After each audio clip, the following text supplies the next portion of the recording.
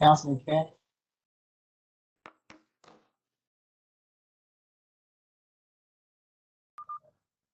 I think it's been 52 seconds, Mr. Chair. Okay, all right. Well, I remember in school, in college, they used to have these rules and how long you had to wait for somebody. It was like a part-time instructor, it was a tenured professor.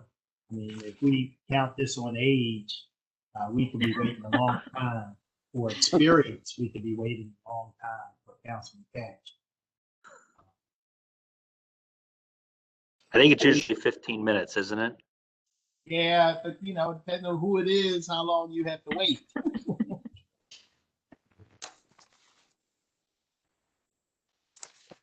Ain't that the truth? It's just amazing how busy this week is with the master plan, everything, you know.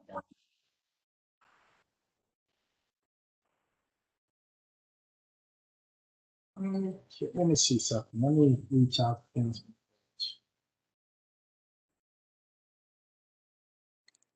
Oh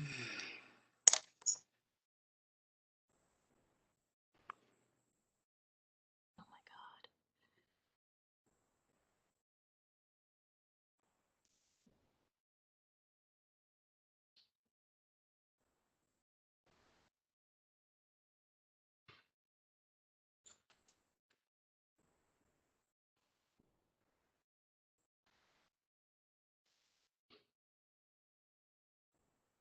Chris, did you hear anything from Councilman Cat?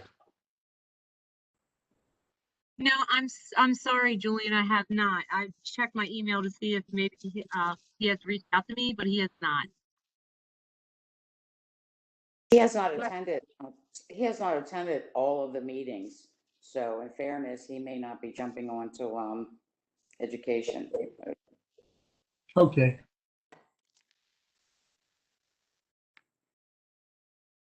I have not heard that. So, I guess why don't we go ahead and start and be respectful of everyone's time. Thank you. Ms. Rubin, if you would like to start.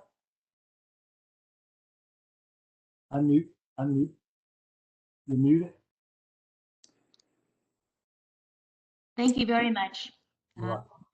Good afternoon and welcome to the Office of the Inspector General Fiscal Year 2022 Budget Hearing.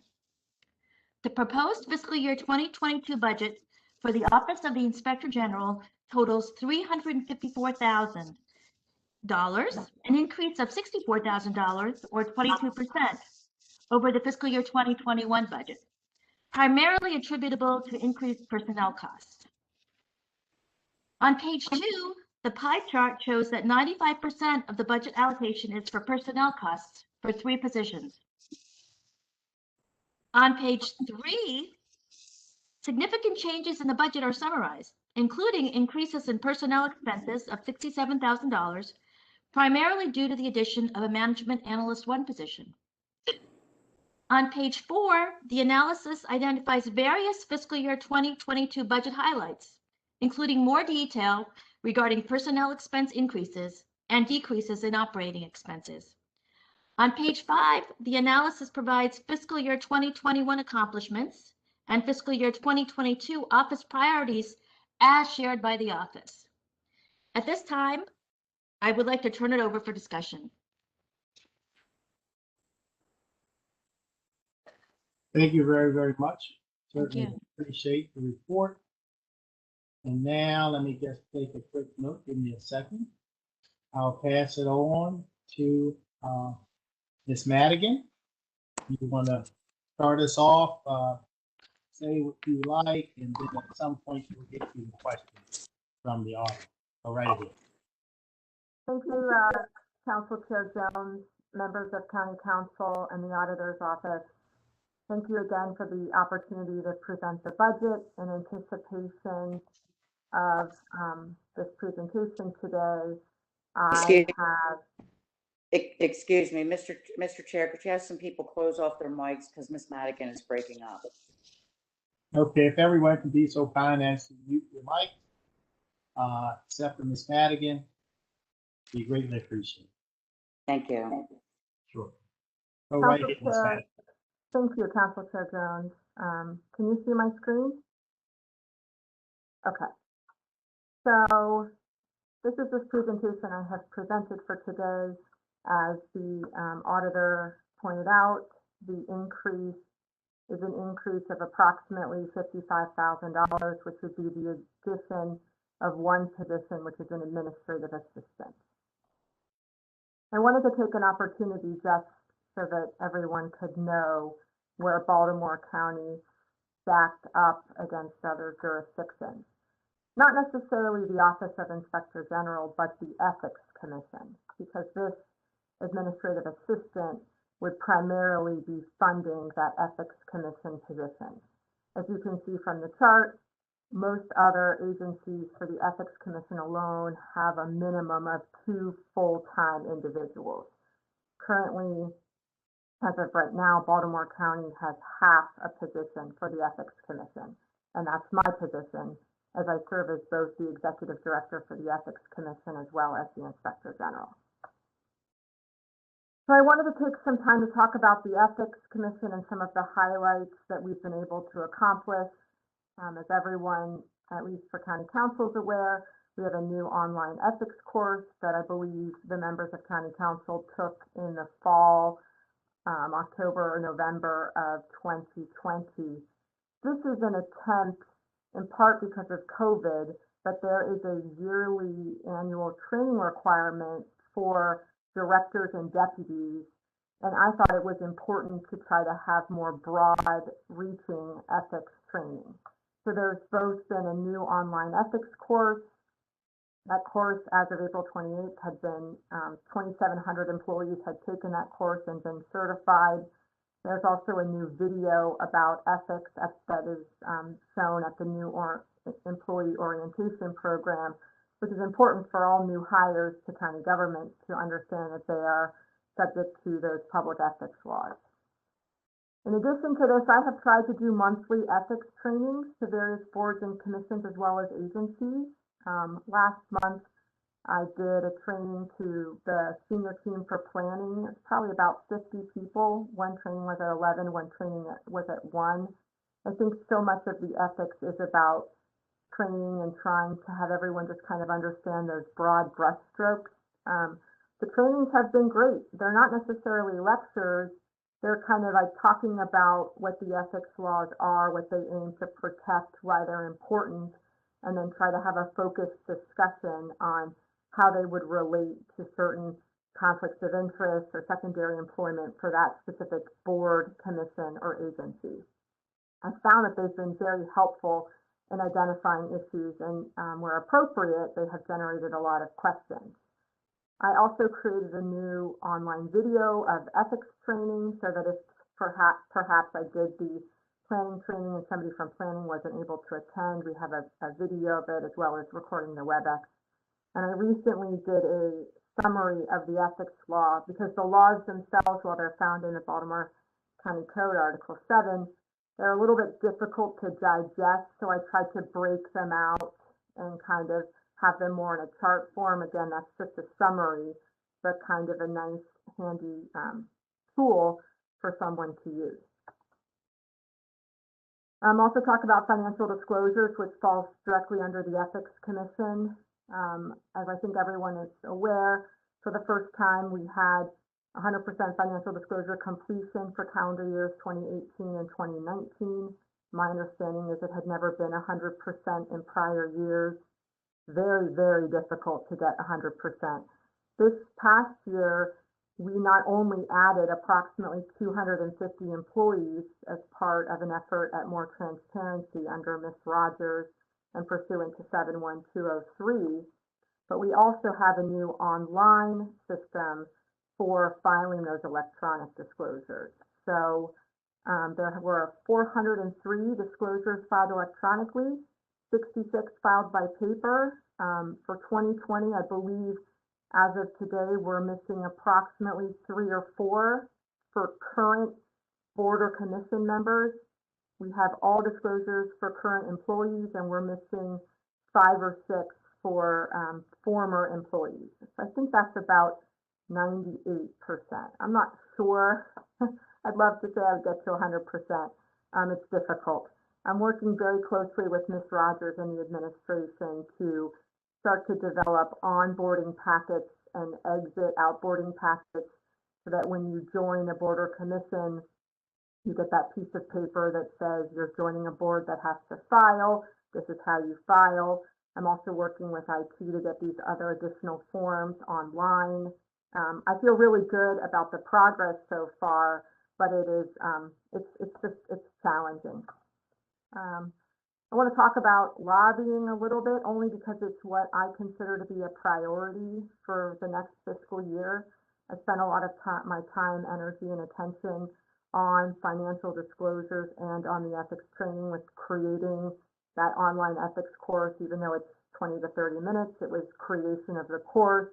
It was then rolling the course out. It was filming videos about the course. And that is something I really want to do for lobbying for fiscal year 2022. I'd like to have a online lobbying training course that would complement the live training that I have a requirement to do under the statute.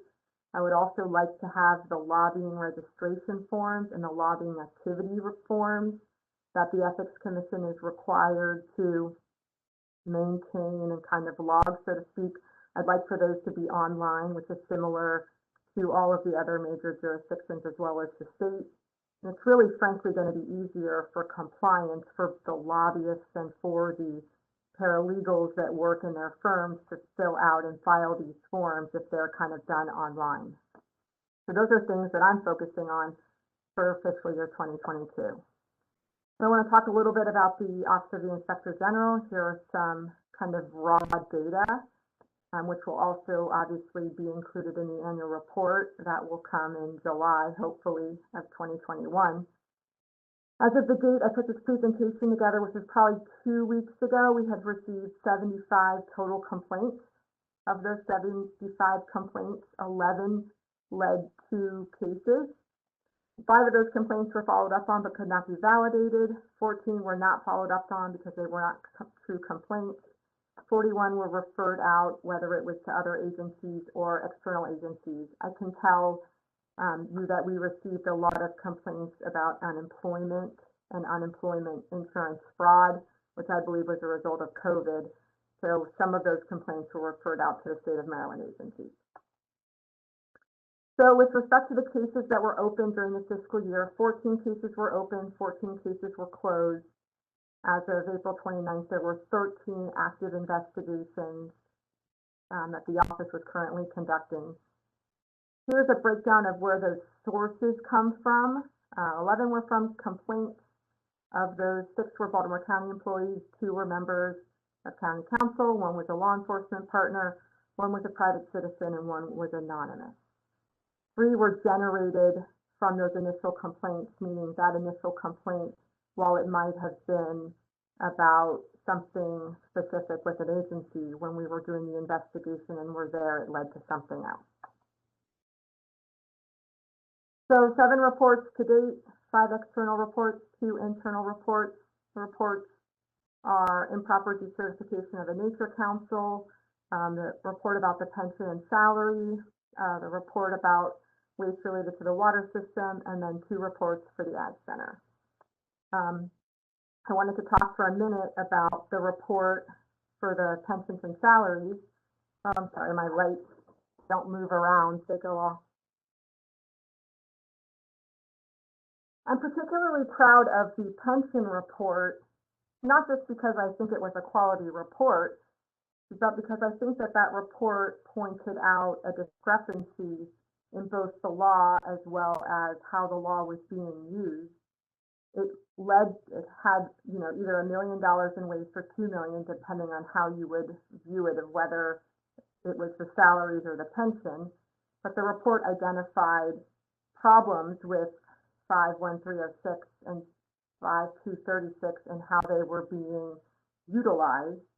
And as a result of that, I worked closely with Ms. Rogers and the administration. I know that there was a recent bill passed that kind of changed how temporary employees or how retirees were hired back to Baltimore County. So I think that that's a good example of how working together, my office with both the administration as well as your branch of government can really kind of work together as a team for an end result that everybody can be proud of.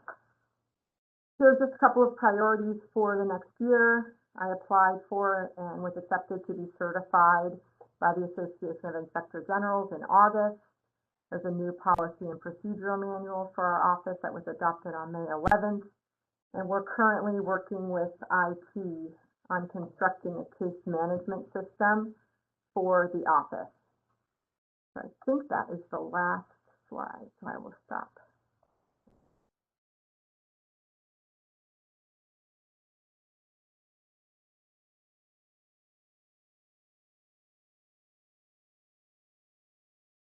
And I'm happy to take any questions. Okay, before you, I guess what I'd like you to do is answer some of the questions from the auditor, and then Sure. we'll open it up to other members of the council.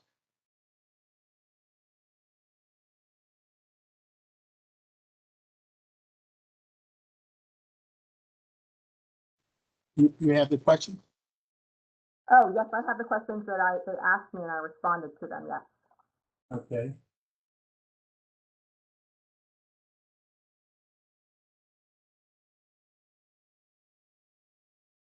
You provided written responses? Yes. Okay. Can we hear them, Mr. Chair? Sure, because I tell you, I'm looking for them. I don't see them. I don't have them. Yes, I responded. I gave them both my written responses as well as the PowerPoint presentation. This has Okay. been, that information is reflected in the package.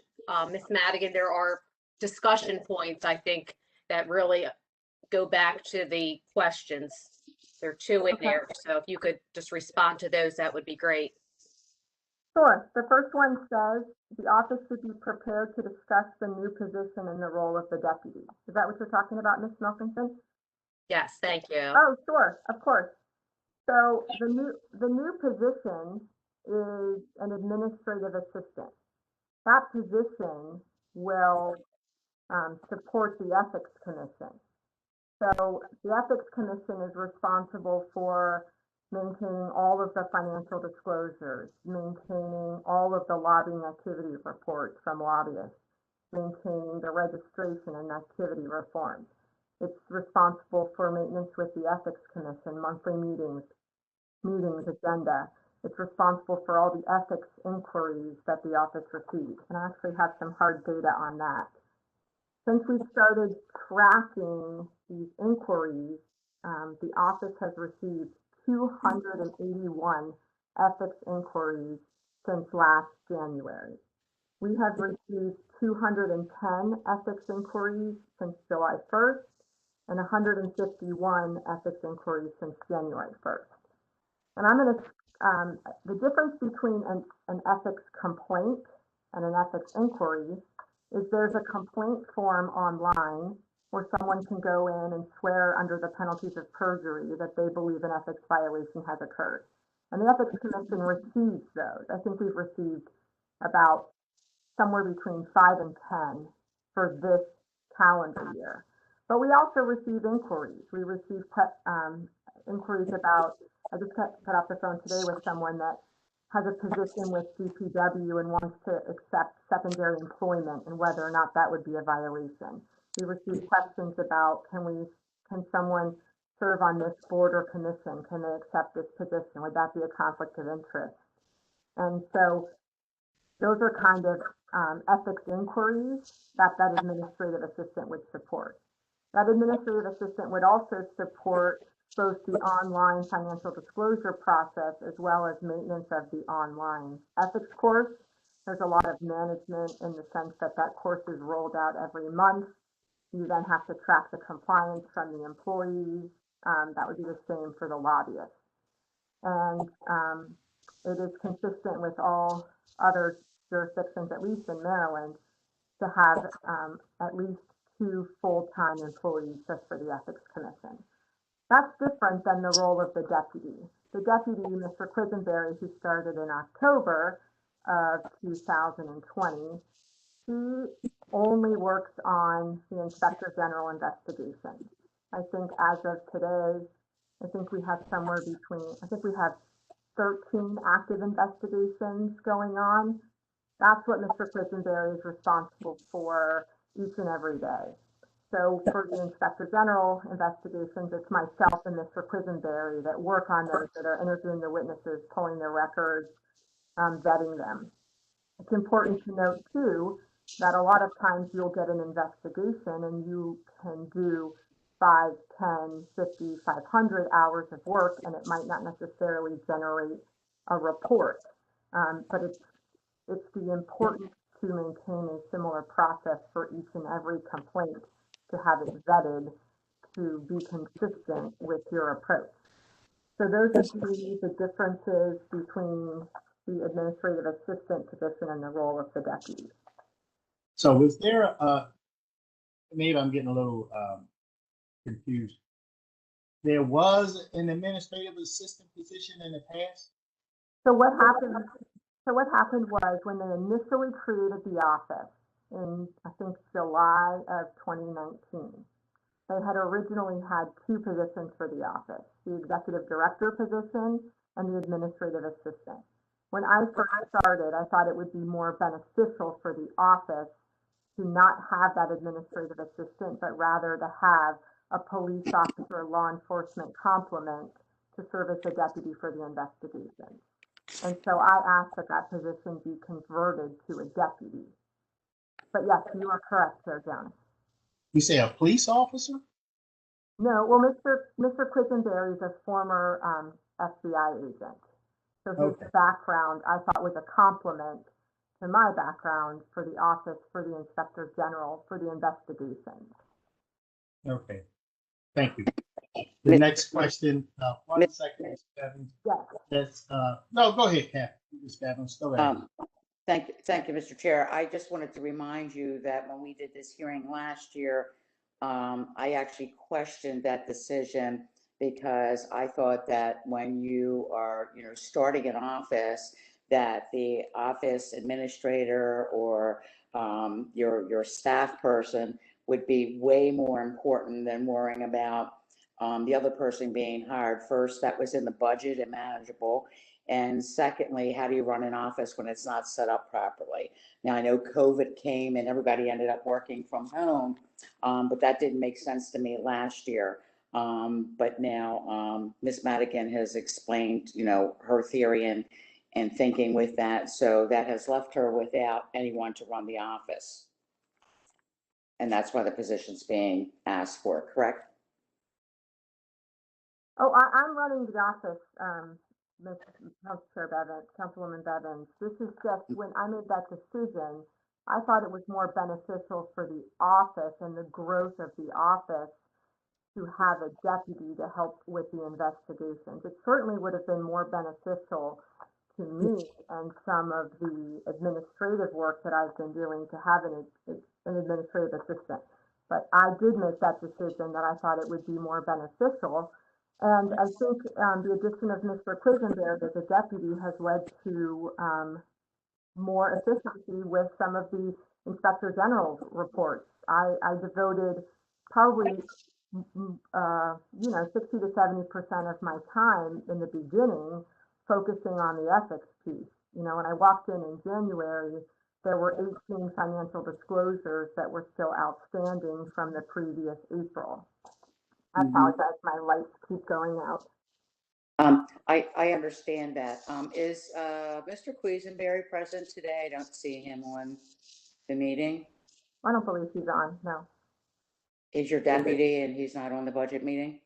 Okay, I've never met him. I know most of the deputies in the county, and that may be because he was hired as I guess, an investigator, and then you made him a deputy, and I don't know if all the council was aware of that or not, but I wasn't until after the fact.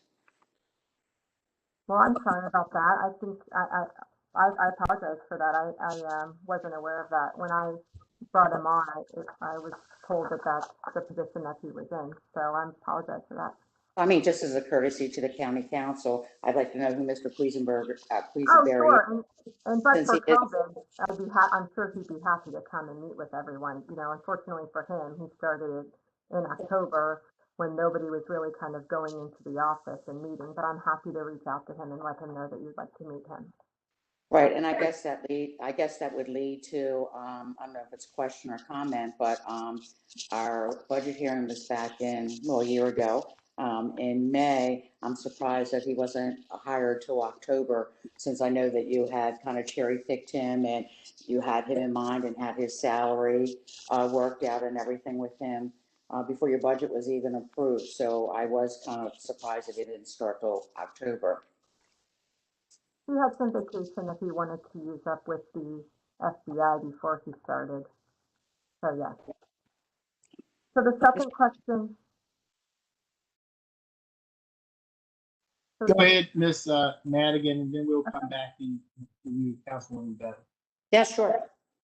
So the second question says the office should be prepared to discuss its workload to date and the fiscal year 2022 plans. So the workload, sorry. No, we're waiting for you. Okay. So the workload to date has been all of the duties and responsibilities with the Ethics Commission. So that is, especially with this year, with the addition of a new online system for financial disclosures and probably doubling the financial disclosures that we've received to date. In years past, we received approximately 250. This year, we have approximately 576 financial disclosures for 2020. It is also, the workload to date is, I believe it's the 75 Inspector General cases that have been opened. It's those that have been closed. It's the active cases that we are currently investigating, which I believe when I wrote this PowerPoint presentation, we had 13 active cases. It's managing the ethics inquiries. Yeah. So, great, Councilwoman Bevin. Yeah, I had this for later, but since Ms. Madigan is talking about it now, I'm just curious to, you were hired in 2020. I'm curious to why you thought it was so important to go back to 2018 and 2019 and get all these financial disclosures for people on boards and commissions when I know many of them weren't even serving anymore. I'm just wondering why you thought that was so important to start years before your hire instead of your starting point. So that's a great question, Councilwoman Bevins. Financial disclosures are like your taxes. So everyone this past spring just filed for 2020. So when I started in 2020, the 2018 were still outstanding. That was from the previous year.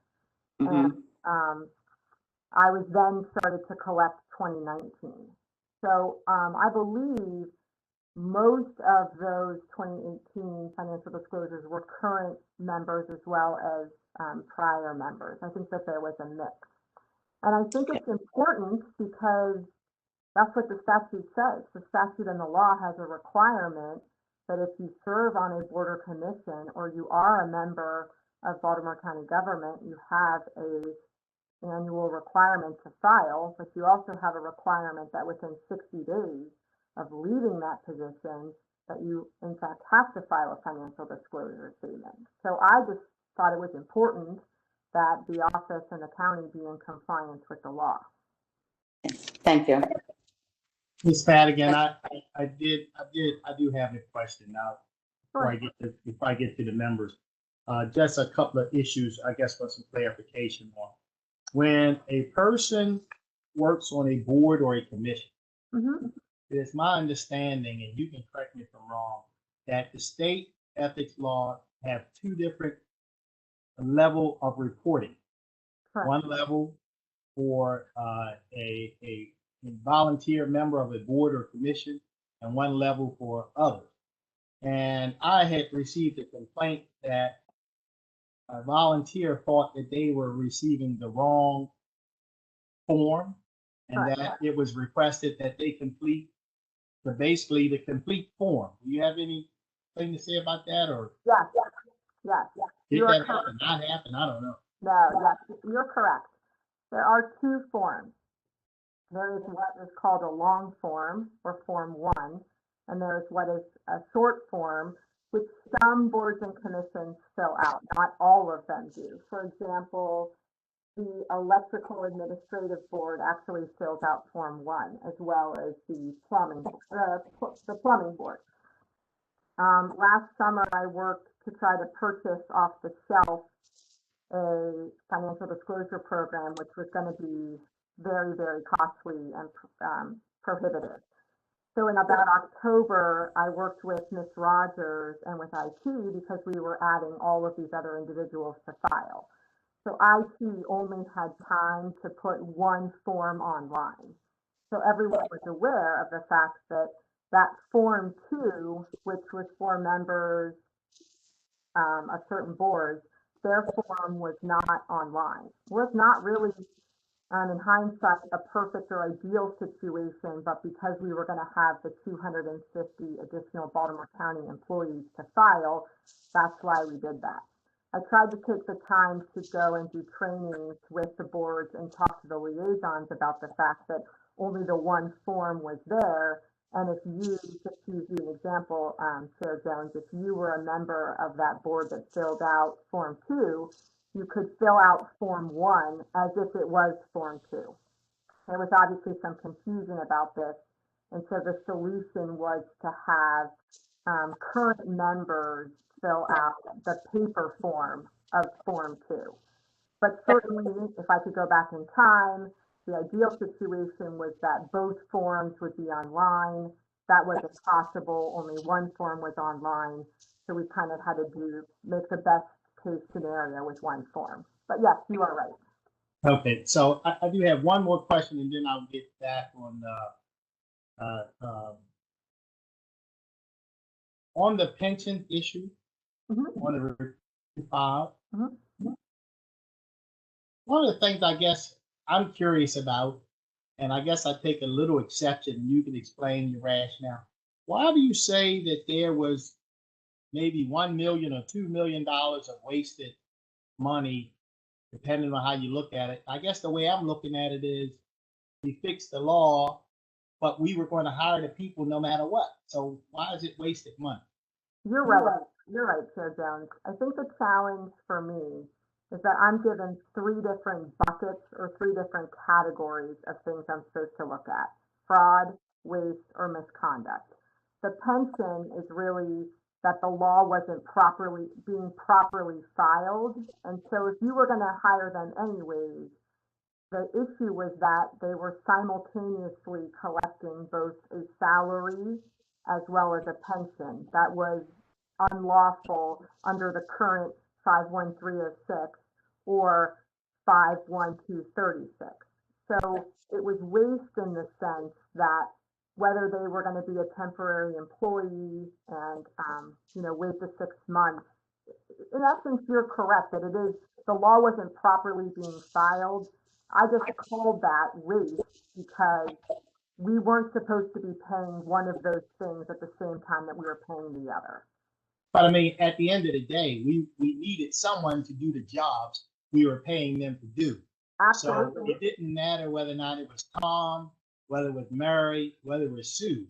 We were going to pay someone to do the job. And I guess feel like when you say that we wasted the money, it implies that we paid money we would not have to have paid. When in fact, the way I'm looking at it, we would have had to pay someone. The only issue was whether or not those persons, whether it was clear. It was, I mean, that's the fair. intent was clear. Fair. I think we would have had to pay them. I think my point was that the administration wasn't they weren't following the law and or the intent of the idea of it being a temporary person. If it's a temporary person under 236, it's been a little bit, so correct me where I'm wrong, but I think they had to be separated from the county for 6 months prior to accepting that position. That wasn't being followed. So yes, I don't disagree with you that it was the application of the law and the law itself wasn't being followed, neither was the spirit of it. So I look at that as waste because those 20 people, to your point, maybe you would have hired them anyway, but they wouldn't have been hired under those laws, and therefore they would not have been probably allowed to be receiving the same salary amounts at the same time. Okay, I'm gonna respectfully disagree a little bit there because they were doing a job. We paid them to do the job, and somebody was going to have to do the job. So I guess when I see a $2 million or $1 million waste, it makes my eyes pop up and my ears pop up, and I want to know what's going on. And it's been made clear to me that they were doing a job that we needed done. And but anyway, enough of that. I'll move on. I don't want to belabor that point. Could I just make one comment back? You can be brief, please. Sure. But even if we agree to disagree and if you say follow the law and I say waste, I'm proud of that report because that report identified an issue and the administration and your branch of government worked to have a better system and a better way, more efficient and more uniform to hire retirees going forward. So that's something that I feel good about. Yeah, because at the end of the day, I think the intent of the council was clear that, we talked about this earlier. We didn't like the idea of people, let's say in another jurisdiction, can't get hired there, so they come here. Our retirees can't get hired here, and we send them there. And it would be much better if we're going to pay somebody to pay the people that are our retirees. So enough of that. I'll just move on. And I think the answer to 2 questions. Are any other questions or comments from the members? Yes, Mr. Chairman. Yes, Councilman Mark. Yeah, thank you very much. Ms. Madigan, thank you for your work on the pension issue. Councilman Quirk and I sponsored the legislation and the council unanimously supported it that I think corrected that system. I do want to ask a couple questions. I've served in the state government, the federal government, and the county governments, and I've seen from time to time people who are accused of something and they may end up being innocent. There may have been no wrongdoing, yet they have to expend hundreds, thousands of dollars in legal fees defending themselves. Their names get out to the papers unfairly, let's say. How do you guarantee due process for someone who is accused of something? And that's very important to me, I think. Okay, I think that's a great question. I can tell you that when I was drafting the policies and procedures, I looked at a provision that the state prosecutor's office had under their statute that if somebody was accused and exonerated, or not just accused, that the state prosecutor would let that person know. I compared that with what other offices of Inspector General have for Maryland, both within Maryland and outside of Maryland, and they don't have that as part of the policy. I can tell you I'm very sensitive to this idea. I think it is extremely unfair because it is like a bell that can't be unrung. And so what I think I can do as the Inspector General is I can treat everybody the same. I can treat everybody fairly. I can have the same process for each and every investigation so that there can be confidence in the results. But more importantly to me, I'm confidential with the complaints I receive and who I'm interviewing and the records that I am receiving. It's important to me because, like I was saying earlier, sometimes after 2 hours, 20 hours, 200 hours, that this complaint is not an actual complaint, right? Maybe it's a rumor, you look into it, you pull a couple records, and you find it's not a thing. There is no provision for inspector generals to, in a sense, clear somebody, exonerate somebody. I think the challenge is in trying to ensure that on the front end, you are confidential with respect to the allegation, so that if someone was going to make an accusation against John Doe or Jane Doe from Baltimore County government, I would do everything in my power to confidentially and discreetly investigate that allegation so that if John Doe has done nothing wrong, they can be cleared in effect. It's difficult if people were talking or chit-chatting about what somebody is doing or not doing. That's kind of like that bell that can't be unrung. That's why I try very hard to not only, I have statutory protections for whistleblowers and confidentiality, but when I ask for records or when I interview someone, part of the practice and procedure is that we're not going to discuss this interview with anybody else. You're not going to hear me say who I have and haven't interviewed. Now, I can't control what that person does, who that person tells, but you're not going to hear it from me or my office. Okay, so you go the extra mile to make sure that there's no leaks, and you give the person the opportunity to also have counsel if they need to, and things like that. Yes. Not only have we given the opportunity for people to have counsel, we've also, where appropriate, given garrity warnings so that people that are Baltimore County employees, right, there's this dichotomy of needing to both cooperate with the Inspector General's office, but you still also have rights. So we give out those warnings, which are consistent with other jurisdictions. When you say leaks, Councilman Marks, as of right now, there's 2 members of my office, and I could be very close to 1,000% positive that neither myself nor Mr. Quisenberry are talking about our investigations. We have nobody else but each other to kind of talk to about them. I think the challenge is that if I was to interview you, as an example, as a witness in an investigation, I could say to you, Councilman Marks, I'm not going to tell anybody I've interviewed you, but I can't control who you then tell. If I requested records from you, I would feel comfortable saying, I'm not going to tell anybody I got these records from you or I requested these of you, but I don't have the ability to tell you what you can and can't do. So when you say leak, I feel confident saying that my office is conducting itself according to the policies and procedures consistent with others. And frankly, that's no different than how the Ethics Commission conducts itself too. There's confidentiality in those investigations, and those are secret. It's only if and when a violation is found that entire proceeding is in fact public. So somebody could be accused of an ethics violation and never know it. That's kind of the same idea as being accused of a fraud, waste, or misconduct allegation.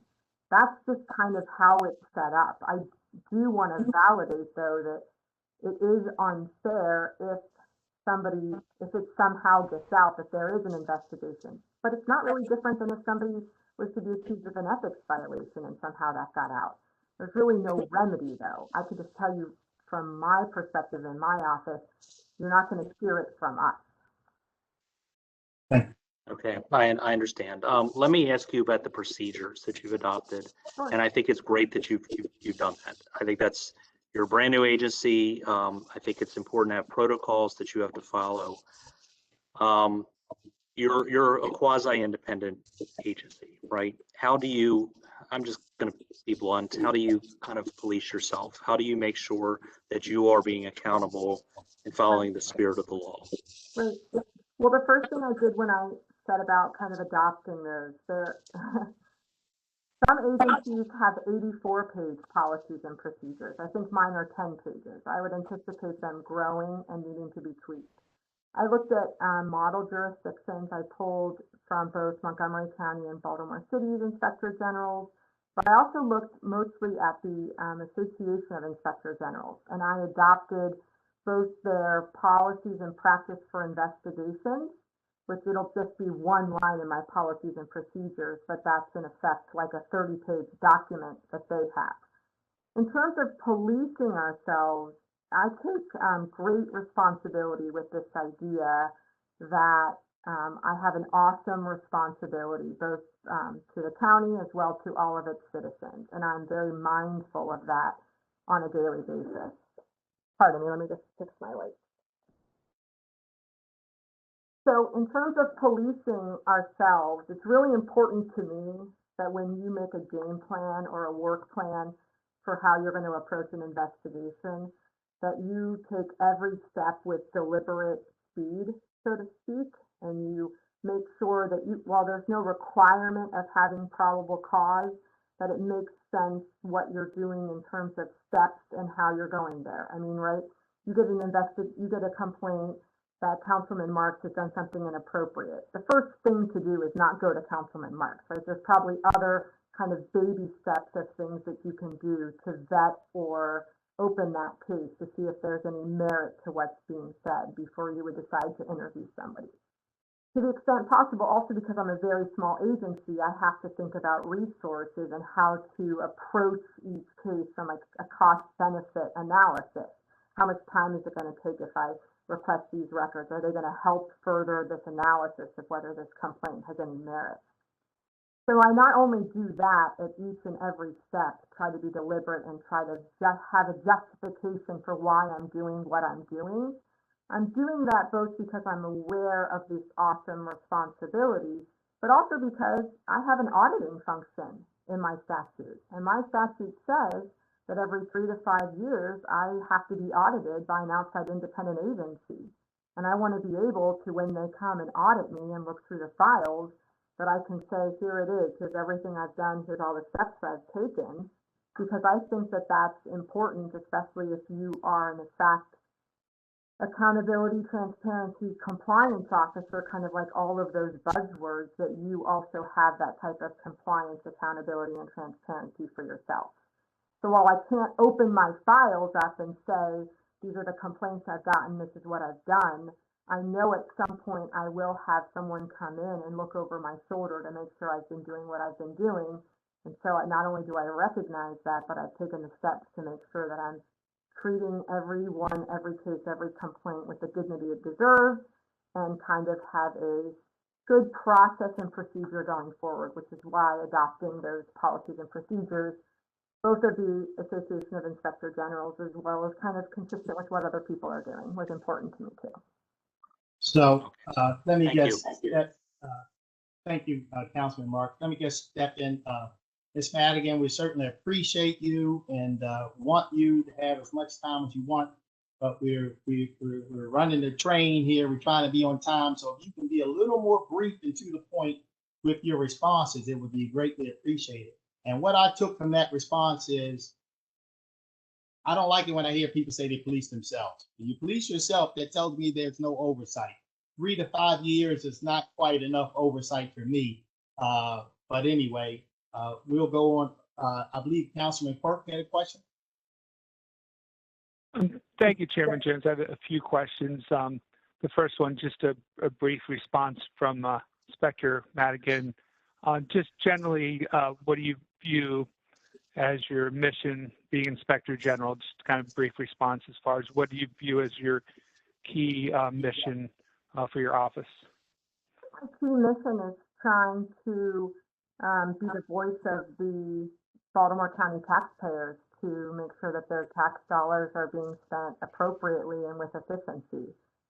So I consider myself kind of their independent watchdog to make sure that everyone is kind of doing and saying what they say they are. And question in regard to, do you have any written policies? Like, say, for example, if you're going to look through employees' emails, do you have any written policies in place on kind of how do you look at these emails? What's the time duration? What is the guardrails on viewing county employee emails? There isn't. So the policies and procedures for that we adopted are the same for any investigation that we would do are the same as the Association of Inspector Generals.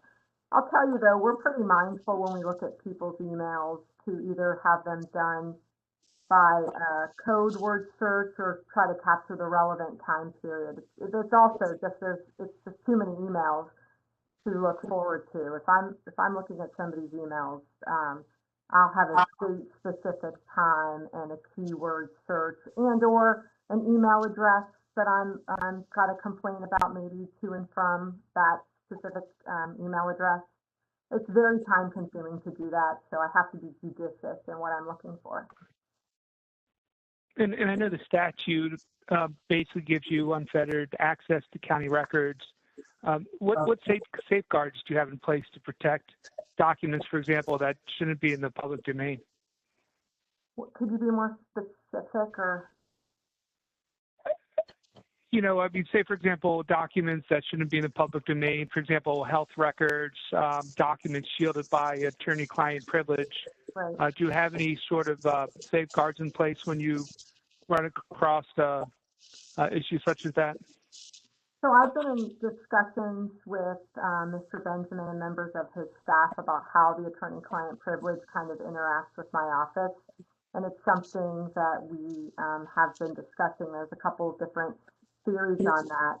One of which is that we're part of the privilege. I think it certainly becomes more of an issue if I had a possession of a document. I don't know that I could necessarily make it part of my report. I would certainly, anything that's going to be in my report is going to be subject to the Maryland Public Information Act. Does that answer your question? I think I did. Do you have any limitation of time that you're going back into people's emails, or maybe you could go back 10 years, 20 years? Or are you kind of limiting the scope there? Oh, no. I think IT only retains the last 15 or 18 months worth of emails. 15, 18 months? I think that's right. Have you made any inquiries in response to things you've discovered in people's emails? What do you mean by inquiries? Like by going through different people's emails, say, have that led to other kind of investigations or inquiries from emails? No, and I think it's important to note that in any of the emails that I have requested to date, I have made a request for those emails, and they have been the result of a complaint. I haven't opened any case or done any investigation absent receiving a complaint. So if I received a complaint about something and I believed it was appropriate to pull emails as a response to that complaint, then I did that. I have not looked at or pulled anyone's emails that haven't been in response to a complaint. How do you filter out? So if you get a complaint from a citizen, some citizens might just have an axe to grind. Maybe they had a bad experience with a county employee, but maybe sometimes it could be the citizen's issue, not the county employee.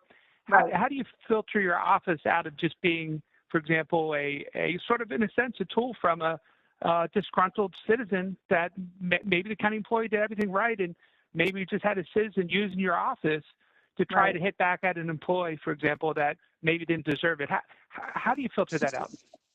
I think that's a great question, Councilman Quirk. I think it's important to kind of understand that I don't want to be a weapon to be used against somebody. But that's why I think that it really depends on kind of treating each and every complaint the same. You can't, just because you get a complaint from Jane Doe and you think that Jane Doe is disgruntled, you still have to do kind of the preliminary steps to see if there's anything to support this complaint, as opposed to a complaint from someone that's already filed 3 cases with the office and you don't believe it's going to go somewhere. That's why I try to do a basic preliminary investigation to be able to determine if it's a thing or not. And it's like, I definitely think about the motivation of the complainant if they are known. Sometimes they're anonymous, and frankly, those are the ones that are harder to try to think about the motivation because you don't know who that person is. But it's something that certainly plays in, no different than in my prior life as a prosecutor, thinking about the motivation of a victim in bringing a case or, making allegations. Thank you, Mr. Chairman. Yes, I do have, Mr. Chair. I guess I have a question. I guess I had a question that had the response to some of the things that were said. One of the things earlier I what I heard you say was, as a result of the investigation, that created 3 or 4 additional investigations. Right. So how did those 3 or 4 additional, first of all, how many people emails are you looking at? Because I mean, I know we live in a society where people really, I can't help to think, I worked in the fire department for 30 years. I'm thinking about what's all in those emails. If somebody were to look at, how many people emails do you look at, or how often do you do it? Not very often. Okay. It's only done if the investigate, I mean, it really depends on all the factors when you're doing an investigation. I'm happy to talk about the process and procedure, but if somebody made an investigation or a complaint and you did a couple of preliminary levels and you thought that looking at some emails would, and they can either help the investigation, or I have found one time they exonerated the person. There was an allegation that something happened and, So I had another question for you. One of the things that Councilman Quirk asked was, what is your function? And you said, that, I heard your answer. But then I was thinking that you said you wanted to hire Mr. Quisenberry to have a police officer on staff. And I'm thinking, you have a police department with like 1,600 police officers. We have a state's attorney. Right. Why do we need a police officer in the Office of Inspector General or the Ethics Commission? We've never had one before. So what I meant to say was I thought, as the Inspector General with my background as a lawyer, that hiring somebody like Mr. Quisenberry, who has a law enforcement background, would be a nice complement to do investigations. That's what I meant to say, if I didn't say that properly. All right, Councilman Catch. Councilman Catch, did you have a question? Mr. Chair, I did. This is Crandall. Oh, Brandon, go right ahead, and then you, Ms. Bevan. Sure. Ms. Madigan, good to see you. Thank you for coming in today. I think part of your struggle, some of the line of questioning, is that you're a startup. And I've worked in startups before, and there are challenges involved with a startup. But I just want to remind the council that we all voted to form this office. And our constituents wanted an investigative body that could look into the things that we're asking the IG's office to look into. And frankly, we're not always going to be happy with what they may find or who they're investigating or what their complaints are. So I'm just sort of troubled that we've created this office, and there seems to be this sort of environment of conflict around this office. When we decided to create it, we funded it, and look, we've all heard throughout the years of things that have happened in county government that just don't seem right. That we've all heard the rumors of this person got paid to do this, or this person looked the other way on this because it was their buddy, the old boy network. We've all heard it. I haven't heard it, Councilman. This office, and that's why we worked with the administration to create this office. So I'm just sort of a little taken aback at the line of questioning that Ms. Madigan has gotten today. I'm not saying that it's a perfect agency, because I don't think that there's a perfect agency in any government of our size. But the people want this level of accountability, and Chairman Jones, it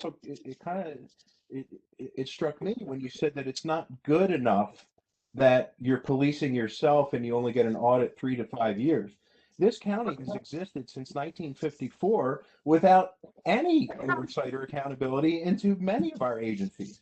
No audit whatsoever. I disagree with you, Councilman. Well, I mean, I'm sorry, but I'm just sort of puzzled by this line of questioning, and why there's almost a disparagement of an agency that we asked to be created. Councilman Crandall, we can discuss it later, but, Crazy. I hear what you're saying, but I'm not gonna agree with everything you said. The people want accountability, and we have an office to do that. I think that we need to support that office. Thank you, Councilman Crandall. Councilwoman Bevin? Councilman Crandall, I hear what you're saying, but this office is supposed to be about transparency. And if Ms. Madigan has a problem with any of these questions, I don't think she does. Do you have a problem with any of these questions, Ms. Madigan? I'm trying to answer every member of county council's questions to the best Well, of you my should- ability. It's not about, it's not Councilwoman about, Bevin, I'm not not about- speaking for Ms. Madigan. I'm speaking for myself. Councilman I didn't say she had a problem with the questions. I think she's answered the questions as they were posed. well, I just think that we're heading in a direction here with this particular agency that is new, that is not being supported as much as they could be by the council, given the line of questioning I've heard today.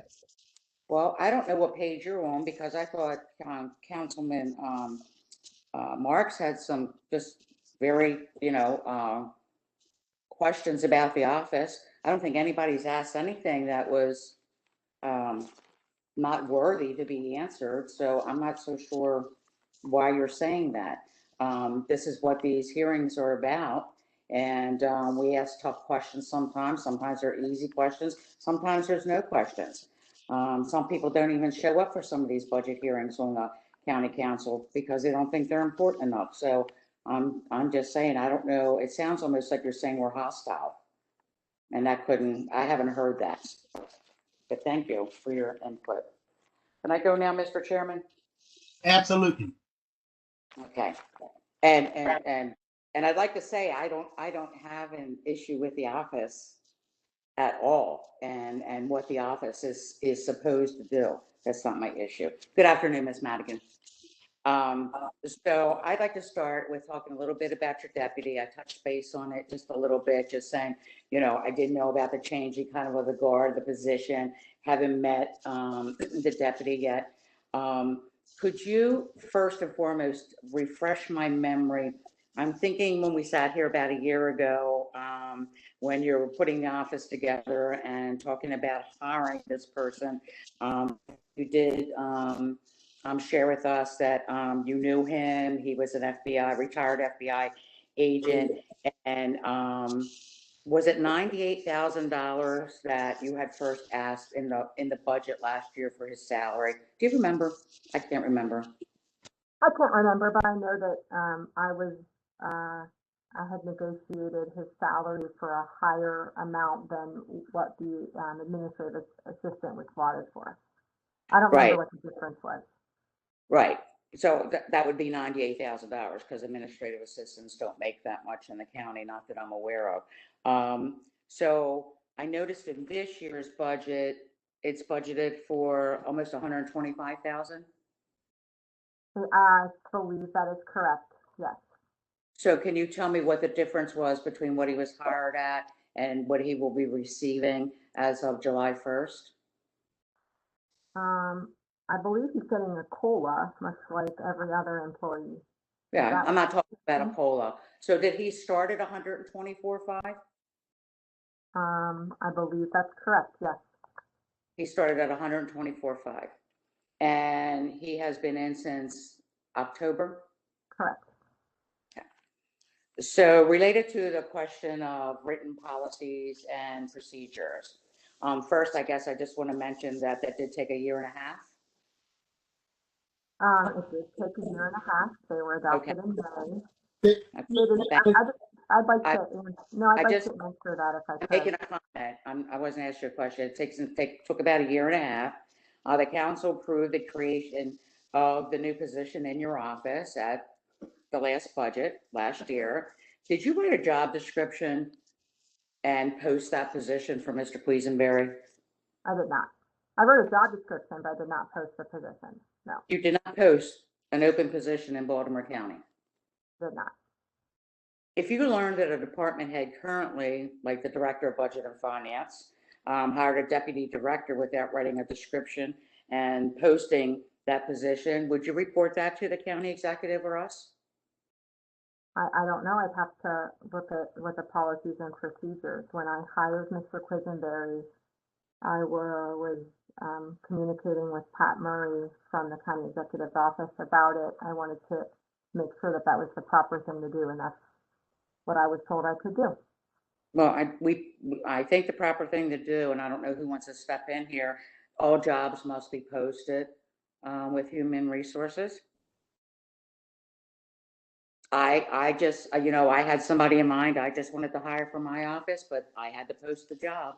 Even though I was really hoping that I could just hire this person, I still had to post a job. Well, I never received, if that's You true, saying I that never, your agency, are you saying that your agency isn't held to the same accountability as other agencies? no, I'm not Why saying that wasn't at the all. job listed? Then why wasn't the job listed? My agency is held to the same accountability as every other agency, and Then why wasn't the job listed? in fact, my agency has to be a model agency because of my. Well, evidently, it's not, because all agencies must list their job positions for new hires. So why did you not?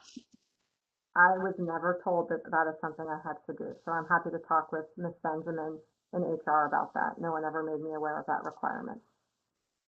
Okay, so I guess I need an understanding of, you only have to follow the rules and procedures that you have made for your office and not what all other Baltimore County That's not supervisors, what I'm, directors, and deputy directors have to do. that's not what I'm saying, Councilwoman Bevins. What are you saying?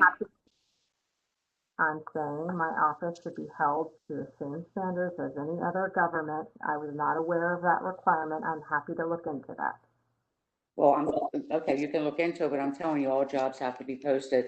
And so you didn't give anybody an opportunity to apply for that position because you handpicked Mr. Quisenberry and didn't give anybody else an opportunity. Councilwoman Bevins? I'm not finished. I'm not No, I finished. just had a quick question, Councilwoman Bevins. Yeah, go ahead. I'm a little confused because at 1 minute we were talking about a $98,000 salary, and then the next minute we were talking about $124,000. Well, I guess that's the part of confusion. if my memory serves me correct, when we had the hearing last year, I asked about, because my question was, because I really actually asked an appropriate question, I guess some thought of, because I asked Ms. Madigan what her salary was, because this was a new agency, and the amount that she was asking for, I was trying to figure out like how much of that was for staff and what was going to be used to actually run the office. So I asked Ms. Madigan first what her salary was, and that may have been inappropriate to do at a public hearing. And then second, I asked what Mr. Quisenberry's was going to be. And I have in my notes, but I haven't went back to watch the actual video because we did it viral. So I know we have a video somewhere that she said $98,000. So that kind of stuck in my head, and that would be average. I mean, only department heads and deputies really make over that. The average county employee does not make that. So $98,000 seemed a lot to me. And then when I was looking at the budget request for this year, I saw 124.5. So it could be my mistake, but it looked like to me that he was hired at 98, and with less than 6 months, he was given a raise to 124.5. But Ms. Madigan's saying that's not the case. He was hired at 124.5, which our deputies, I don't even think our deputies make that much, but somebody could correct me on that as well. Thank you. Right. Okay. So the statute says that you are to manage your office, including the hiring, the direction, and dischargeable office of the Inspector General. Well, I guess you already answered this because it goes back to posting the position, and it does violate county personnel laws, just so you know that. And you answered the question to the best of your knowledge about the salary. So I'll move on to your oversight. I've been watching the news and reading the papers, and especially it was an article written, I'm going to say on or about April 8th, about the Baltimore City's Inspector General. And the city NAACP had concerns about the Inspector General, as we all know. So they called a meeting of the inspector's office and their oversight board. Now, hypothetically, the county NAACP, let's just say they had concerns with you in your office, who would they complain to? Because you have no oversight board, That's correct. correct? That's correct. So when someone has a complaint about you or Mr. Quisenberry, your behavior or your office or anything to do with the Inspector General, who do they go to? That's a very good question. Do you have an answer? I would assume they would go to either your branch of government or the county executive's office. But we don't oversee you. I don't oversee you, and neither does the county executive. So is the answer fair to say there is no recourse for anyone that's unhappy with you? Oh, I don't think that's fair to say. There's certainly a provision in the statute, and I Well, what is that? Because I'm not aware of it. What is the precision? What is that? Could you explain that to me? could I answer the question, Councilwoman Bevins? Sure. There's a provision in the statute that allows for the Inspector General to be removed, and it articulates the reasons for removal. I wasn't talking about removal.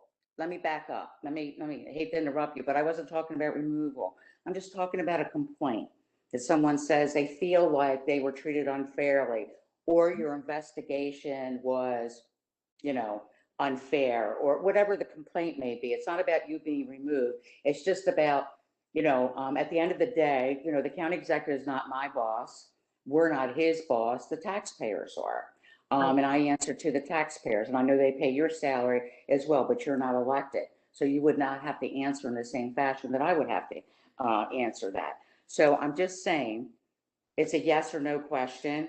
I guess you're saying there's no recourse for someone to go if they write a letter or just want to really complain about the treatment they received from you or your office. There's no recourse. It's not a yes or no answer, Chairwoman Bevins. When, as Council Member Crandall pointed out, the statute was created in July of 2019. I did not create the statute. The statute was created by the county executive and was passed by yourself and members of the county council. There is no provision in the statute for an oversight committee. So that is not to say that if somebody doesn't have a complaint with me, they should certainly bring it to my attention, but they have other avenues of where they could bring it to. But you are correct in that there is not an oversight committee. I believe that is consistent with Montgomery County does not have an oversight committee. Baltimore City has an oversight committee. However, it's never met in the I think 4 years that Ms. Cummings has been Inspector General. It sounds like probably we made a mistake in creating the legislation and may have to go back and correct that, because I believe everyone needs to answer to somebody. And no matter what your moral compass is or your moral high ground or whatever, we still have to answer to someone. And that would be, like the police complaining about the police. People just don't do that, right? That's why they have internal affairs, which is a separate entity. And so that's really what I'm saying is maybe in Baltimore City, they have one and it's made up of how many members? Are you aware? I'm not aware of how many members, but. I think it's all of the elected officials, and then it's the two law school deans. Right. So I welcome an oversight committee just much like I would welcome being audited. That's good to hear. That's good to hear. And also every employee receives an evaluation, no matter who you are, except I guess for the county executive and elected officials. So who does your evaluation? Well, I'm not sure. Is there an evaluation? I don't have an evaluation. Before Mr. Quisenberry started in October, I was in office of one person. I would have had to do my own evaluation. That's what I'm saying. That just didn't seem right. Okay. Let's talk a little bit about employee rights. What rights do employees have when they are under investigation by your office? Could you be more specific? Yeah, what are the rights? Okay, I'll give you an example. So let's just say I'm just a I work in public works and I've been called into your office for questioning. You didn't tell me prior what the meeting was about. And I get there and you start just asking me, questions that I think are just random. What's the employee's right? Do they have to talk to you? Should they have a lawyer? If I don't talk to you, what's the repercussions? If I just say I'm not comfortable answering these questions? So that kind of thing. So what are their rights if they're into your office? I believe the statute articulates what the rights are. They shall, I think the statute says that they shall cooperate with the office and shall cooperate with the investigation. Where appropriate, I would encourage anyone to get a lawyer, and people we have interviewed in the past have had lawyers. And where appropriate, we would give them their Garrity warnings, which says that they have a right to remain silent and not incriminate themselves, but this is an administrative proceeding with which they're supposed to cooperate. So they You do tell folks that when they come in? Yeah. They're called the Garrity warnings. They're different than Miranda, and they're for administrative investigations. So that answers my question of, I guess, the responsibility of the employee. If an employee feels like they've been unfairly targeted or treated by your office, again, we talked about they have no one to complain to. If you got the complaint, tell me in your mind, it's very hard to look at a complaint about yourself, okay? But if you had the complaint in your hand and reading it, would you have an open mind to that complaint about how you really handled the questioning of that person, or whether it was appropriate or something like that? Would you be able to do that? I'm not sure I understand your question, Councilor Bevins. Could you rephrase it? If somebody wrote a letter to your office, like I have a copy of a letter that I've received from someone about the treatment they received from your office, okay? So I have no one to give it to except you. I know that they've mailed it to several entities in the county. So if it was mailed to you and you don't answer anybody and you're looking at that, do you just look at it and go, well, that's not true, that's not true, that's not true? Would you have an open mind to say, well, I could see how that person felt that way. Maybe I was a little bit intimidating because they had no idea what the questioning was going to be about, and it was so personal. So what do you do with a letter like that? So there's something in the policies and procedures that were recently adopted that said any complaint of misconduct by myself would go to Mr. Quisenberry for him to vet the complaint and do an investigation and not include me in that. That would be the remedy for that, the process for that. Feel free to send that complaint to us. Okay.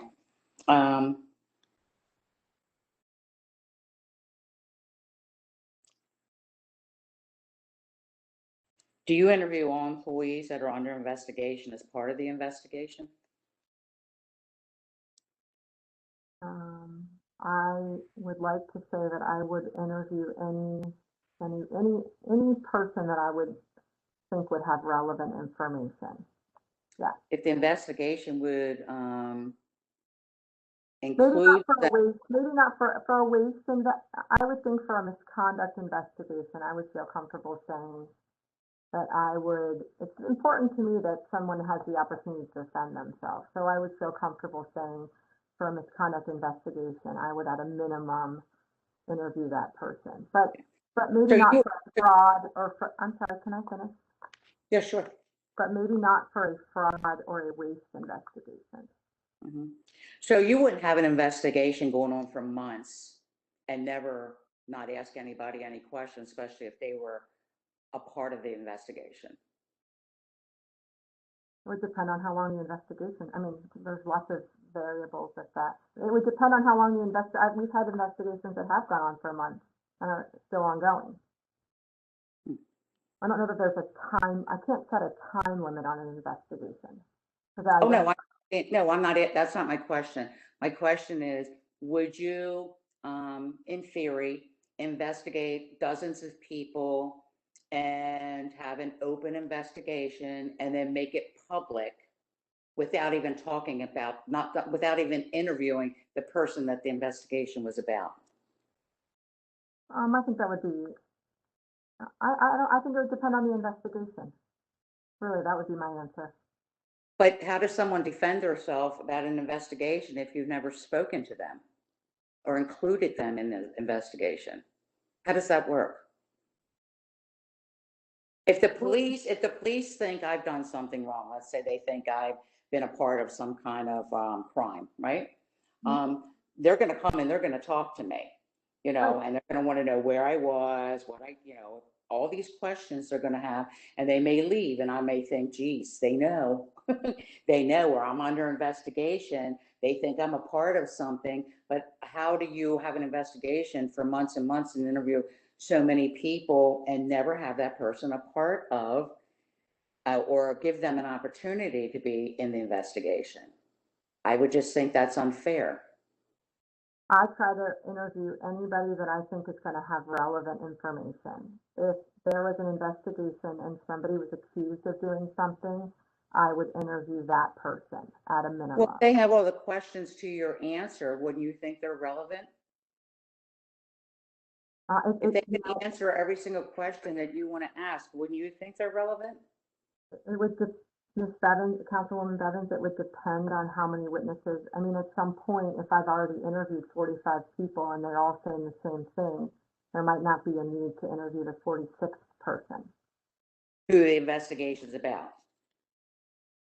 If there was an investigation about a person with specificity to that person, I would like to think that I would interview that person, if for nothing else, but to give that person an opportunity to say that. But that's a misconduct investigation. As opposed, I don't want to speak with any type of specificity about the investigations I've done. I'm happy to talk about the process and procedure, but I don't think it would be appropriate for me to say for each investigation who I did and did not interview. Because I understand what you're saying from a professional standpoint. I do, but you are very matter of fact about all your policies and procedures for sure. And for me, I've been in the county for a very long time, and these people that work in Baltimore County, for the majority, are very hardworking people trying to take care of their families. And they punch in, they punch out. Some do way above what they're supposed to do, and they have lives. And I've been in the county since 2004, and I know a lot of people who that I care about, and I would hate to see their reputations ruined. I would hate to see a YouTube video made. That was another thing I wanted to talk to you about. The importance of why you feel it was so important to not just put your findings of any of your cases on your website, but to put them out on YouTube. What's the significance of that? What does that bring to the county except a black eye? I was given that tip by the members at the library when I went down to make some of the ethics video to just try to increase visibility for the office.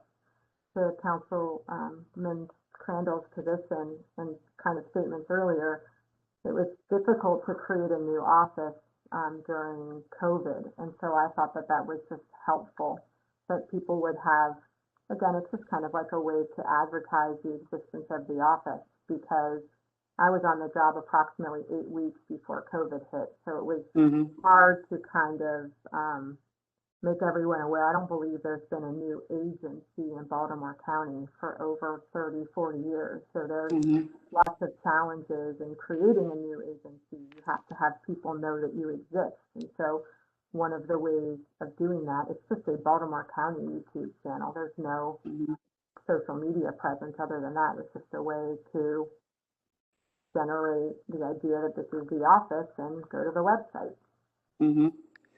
So when you do an investigation, you've done 10. Can I ask you why you think that the Inspector General's office is a black eye for Baltimore County? Well, when you go on YouTube and you go into detail about things that you haven't, I'm going to say, just because you make a report does not mean that that report is true. I have read many things that people have said over the years that they assume one thing, and it's like saying that you've done something wrong, but then you talk to say you don't know how Baltimore County government works. Okay, let's just say that you're new, you're not aware of certain policies, okay, and procedures within our government, like you didn't know about posting the job. That's just something you didn't know about. So let's say there's more that you didn't know about, but you put things in a report, and then you read the report and say, well, that's not true. That's not true. That person can do that. That person can do that. That's not true. You can do that with a P card. Do you go back and correct all that and then make a correction to your report and say, my report is now finished, but this needs to be corrected, this needs to be corrected, and this needs to be corrected?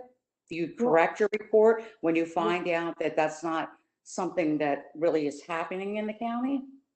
So what the process is, Councilwoman Bevins, is I do an investigation and I write a report. Right. And that report then goes to Ms. Rogers as the county administrative officer. Mm-hmm. She then has 30 days to respond to my report. And so when I publish my report, I publish not only my report, but I publish her response. And if I have gotten anything incorrect in my report, she will point that out to me. Well, I know, I saw that, and I saw your things that needed to be corrected, but that doesn't correct what you say on YouTube. Correct? I don't have a response for that because I think all I said on YouTube was that there's a new report coming out. Okay. So one more thing about, I'd like to talk about the volunteers, especially in the rec council. When you first came on, I was notified by 3 presidents on the rec council that were just either almost in tears, ready to quit, or just flabbergasted. They didn't know how to explain things to me, but you questioned the presidents of the rec council board, who are volunteers that receive no pay. I guess it's considered a board or a commission, where they have to do their financial reports. I know that. But the words that were used to describe the interview that they had with you was accusatory, unethical, downright mean, and bully was used 4 times, the word bully. They had no idea why the questioning was taking place. Most of them weren't even on the board when what you were discussing with them. They weren't even on the board. They had no knowledge of what you were talking about. They said that they weren't going to speak with you again unless they got an attorney. And, you know, we certainly don't need great people who are volunteering for us, especially on such important boards, feeling like they can't have a conversation without taking their hard-earned money and getting an attorney. And some are just going to walk away. I know it's been over a year ago when you had those discussions with our rec council presidents, but looking back on that, any of the words that I just used, would you say that was your behavior towards that board? I don't even know who you're talking about, Chairwoman Bevins. Are you talking about the Board of Rec and Parks? Rec and Parks, yes. I thought I made that clear. I'm sorry. Yes. So you said the council president, the Recreation Council president. That's Chuck not Munzer. Chuck Munzer. okay. So I wrote a report that the Board of Rec and Parks improperly decertified a rec council. They decertified a rec council improperly. There were no policies or procedures. They gave this rec council. I understand that. I know what your report was. I'm talking about your demeanor and your behavior towards those volunteers with the questioning. Oh, I would disagree with that. Yes. You disagree with it? Yes, I disagree with it. So when I have people from all different parts of the county, different ages, different colors, you know, different races, and they all tell me the same thing, that it was really, they felt very intimidated by you, like, you know, under the hot light, you know, you're saying that did not happen. Without getting into any specifics, Chairwoman Bevins. I know who I interviewed, and I know the number of people I interviewed, and I know where I interviewed them. And those comments are not accurate. Okay. That's all I have right now, Mr. Chairman. Thank you, Councilwoman Bevins. I know the hour is late, but this is very important. And I want to make sure we get it right. Ms. Madigan, how many reports have you published? I believe I have published 5 reports. Okay. Are there any unpublished reports to date? Yes, there are 2 reports that were violations of personnel rules that were given to the administration for them to handle. Yes. Okay. So I guess my question is, you say you handed them off to personnel?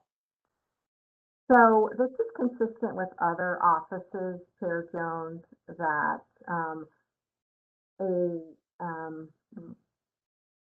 the reports were given to Ms. Rogers, and I can't speak about them because they're both personnel matters as well as Inspector General reports, but they're not public reports with respect to fraud, waste, and abuse.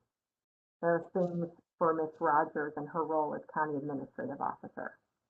Okay, so I guess that's, sitting there thinking about, I guess when I first heard about that there may have been some other reports, I thought about the statute and maybe it's something that we have to fix. It says, you shall report all findings of the office work to the appropriate elected and appointed leadership, including the county executive and the county elected and appointed leadership, including the county executive and the county council. Yeah, and I understand that it's a personnel matter. I'm happy to share those reports with County Council if that's something that Ms. Rogers would like me to do. Ms. Madigan and Chairman Jones, we would have to talk with the Office of Law about that, but the 2 reports that she's referring to are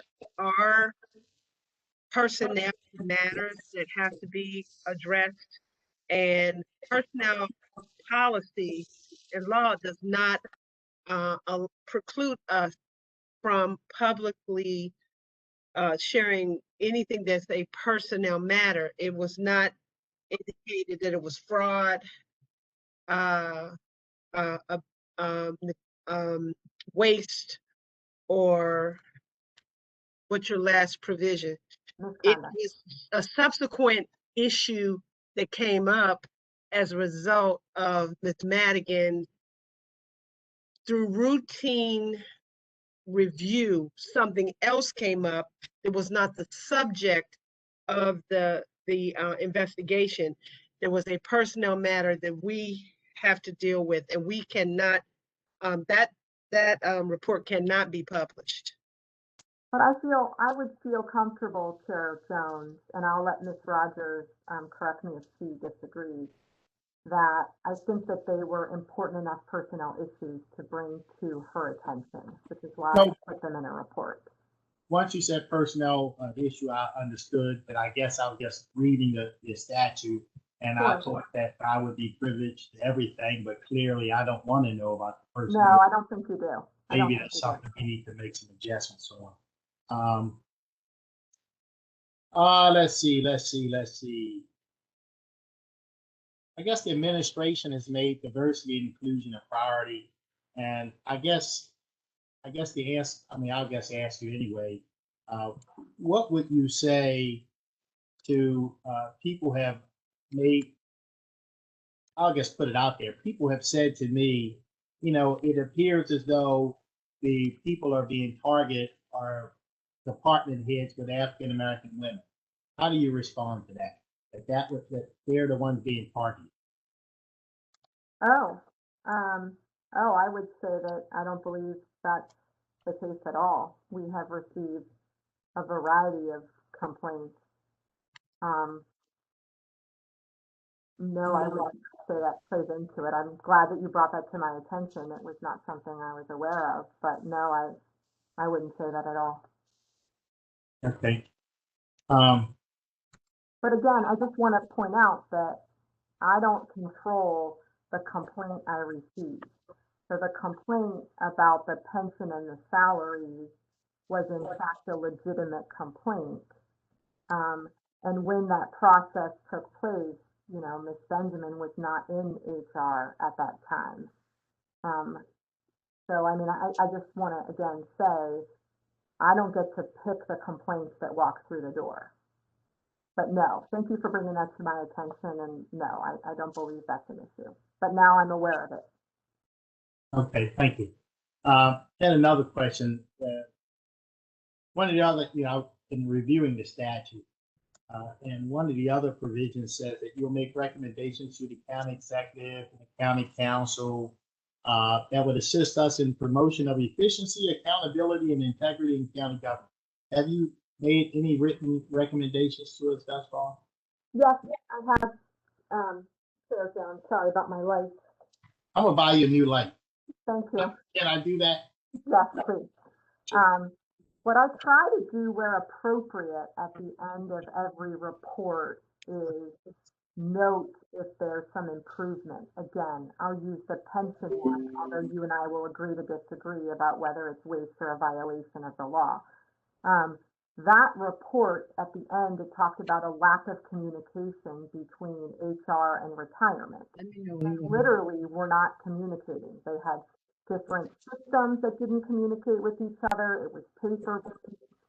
And so as part of my recommendation to improve the process, I noted that when you're hiring a retiree, there should be a conversation between HR and retirement. And they have two different systems, and we shouldn't be having paper logs. So in each and every report, I try to make those recommendations. For the Ag Center report, one of the recommendations was we had this fixed asset policy that was established by the county that wasn't being followed. So as a result of that, in Ms. Rogers' response, you know, she talked about doing an inventory and trying to have all of the so it's those types of findings and recommendations.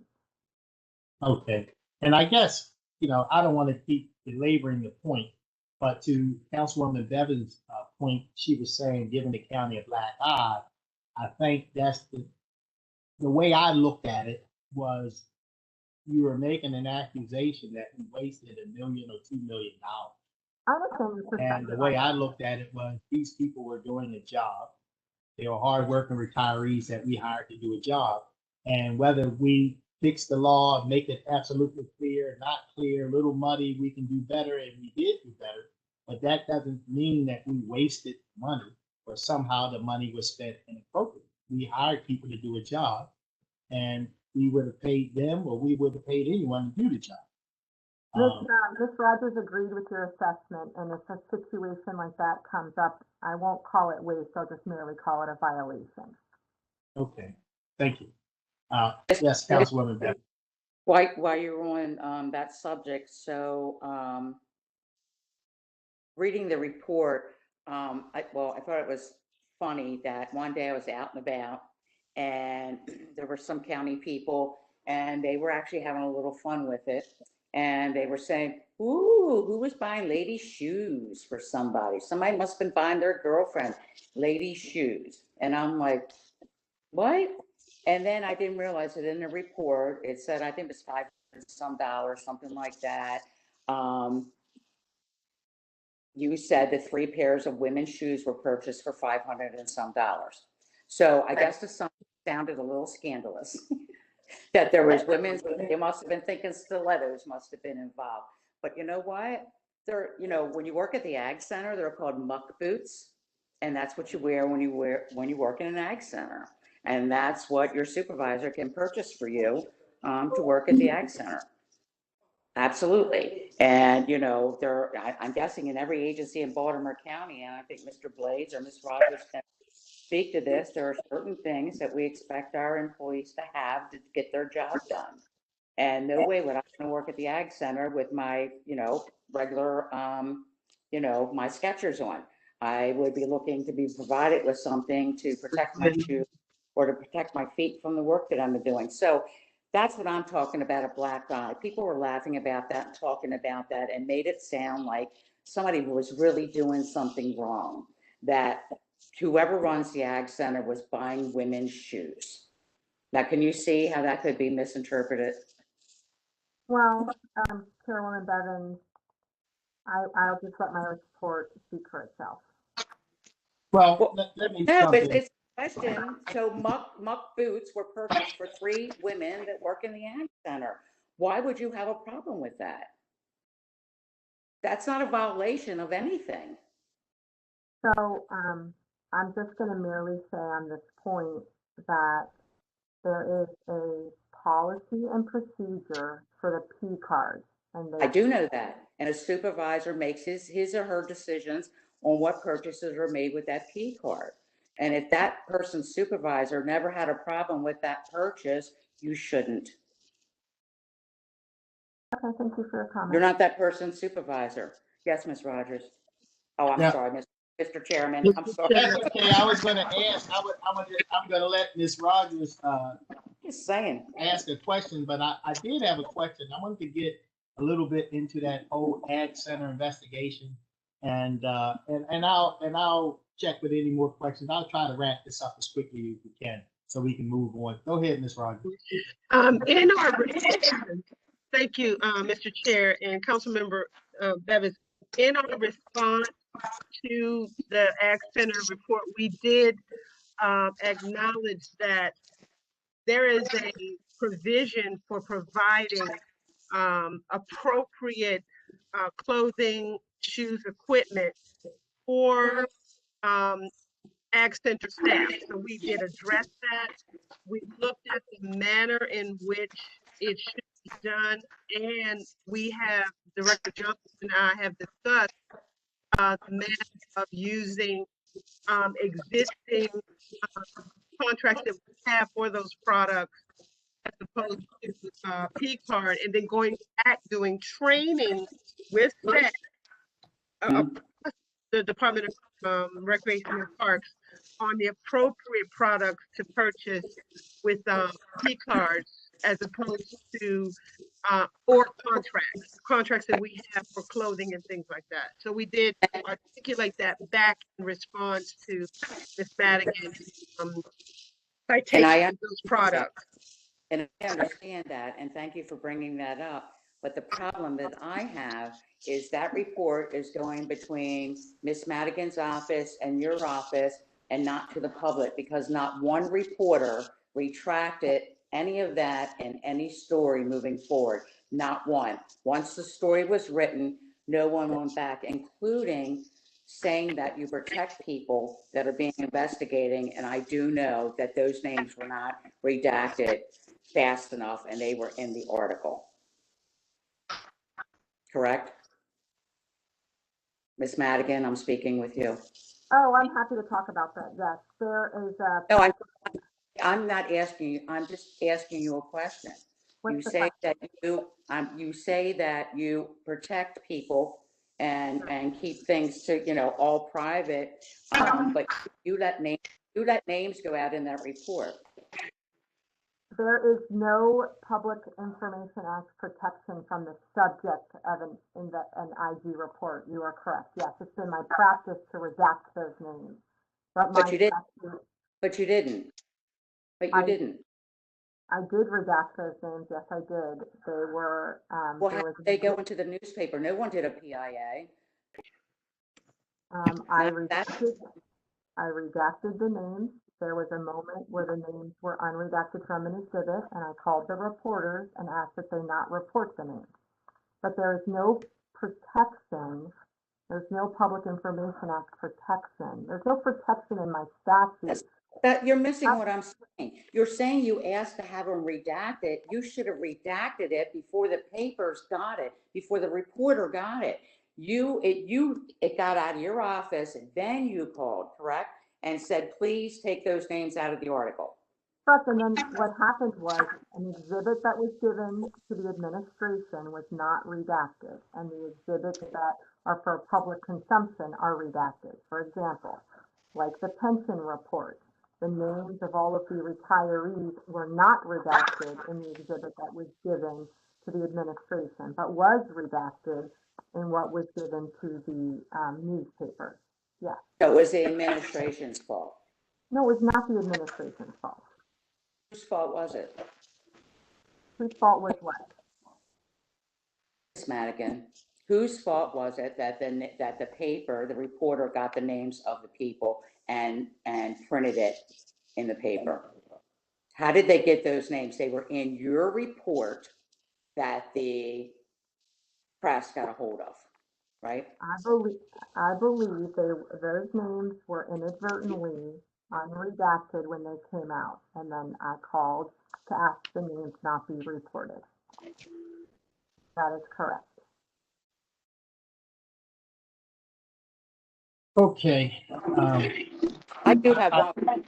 If you want to finish up, Mr. Chairman, I do have just one more question I was going to save for later, but I'd rather just do it now. Well, go right ahead, Councilwoman Bevin. Just one more question. Ms. Madigan, do you have a business card handy?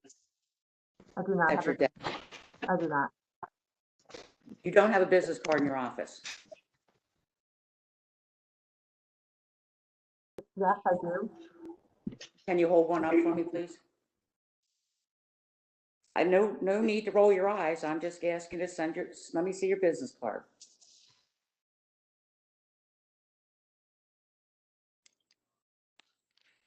And can I see the back? Oh, what is that on the back? I can't see. What is that on the back? It says, "Your County, Your Voice, report fraud, waste, and misconduct. Tip line 410-887-6500, Inspector General at BaltimoreCountyMD.gov." Okay, so a standard pack of business cards costs $49, a box of 500. That's what my business cards cost, and they're standard. And the county executive's business cards are standard as well. We all pay $49 for business cards from the same vendor. Yours aren't standard. They cost $108.67 for a box of 500. Why do you feel like you have to spend double of taxpayers' dollars on your business cards than the county and the county council? We don't have messages on the back of ours. The front, name, email, phone number. Everybody knows what you do. I don't have to write on the back of mine. I create legislation. I control land use. I rock the constituent services. They just need your information on the front. So why would you? I thought, given the feedback that I received from Ms. Lamarzi and Ms. Cummings, that it was important to have the tip line and the email address for anonymous complaints on the back of the card. Who said that? I'm sorry, I said. Ms. Lamarzi, who's the Inspector General for Montgomery County, and Ms. Cummings, who's the Inspector General for Baltimore City. And that's what their cards look like. Well, I'm not comfortable with you spending an additional $59 on your business cards more than the county executive or the county council or anyone else that carries a business card in Baltimore County. I think it says it on all your posters. It says it on your website. It says it anywhere that you can put it. And to me, that is a waste of taxpayers' dollars, and it's your job to root out waste. Okay, I agree to disagree. You say you disagree? I think Did you say you disagree? I said I agree to disagree. I think it's very important that in starting a new agency that if somebody wants to make a complaint that they can do so anonymously. It says that everywhere. My business card has my email address on it and my direct line. It doesn't have the office's number and it doesn't have the email address for the office. And I thought that was important. But it should. There's definitely enough room on the front to put that. I'm just saying. I was told that was not an option. You were told it wasn't an option by somebody in Montgomery County? No, by the printer. Again, this is Baltimore County, and I think that maybe you need to get more comfortable just with some of the policies and procedures that happen here in the county. And if you disagree that spending twice as much on business cards that everybody else carries in the county, I have a problem with that. I'm done, Mr. Chair. Thank you, Councilwoman Bevins. Are there any additional questions or comments by any of the members? Yes, Mr. Chair. Go ahead, Councilman Coker. Thank you, Mr. Chair. I would just want to piggyback on what Councilman Crandall said some time ago about a brand new agency, a startup. And I say one of the most, and it's been my experience as well, that one of the most difficult things you can do in government, not just in Baltimore County, but just generally in government, is create a new agency. And there's always growing pains with that agency. There's always some mystery as to why do we need a new agency. And it's not, and like I said, this team, it's been my experience that this is based on just the makeup of government in general and other jurisdictions. And I don't think, Ms. Madigan, I don't think you have an easy job. You have a very, very difficult job. There were some really good points made by my colleagues. One is about the statute itself. You know, in those growing pains of a new agency, maybe there is the need for an oversight board. I think Councilwoman Bevins suggested that maybe we should go back and revisit that, because we're all learning about this new office and how it should be operating. So I think we should take it from that perspective. That would be a suggestion. I also wanted to commend you on the transition on our financial disclosures from on paper to doing it online. I know I had to do a correction on mine because I made a mistake, and I noticed it immediately when I submitted it. And so I called your office, and you not only informed me how to resubmit once I corrected the mistake, you then said, what was the experience like? Or the things we should change? And I thought I was impressed that you were looking for constructive criticism.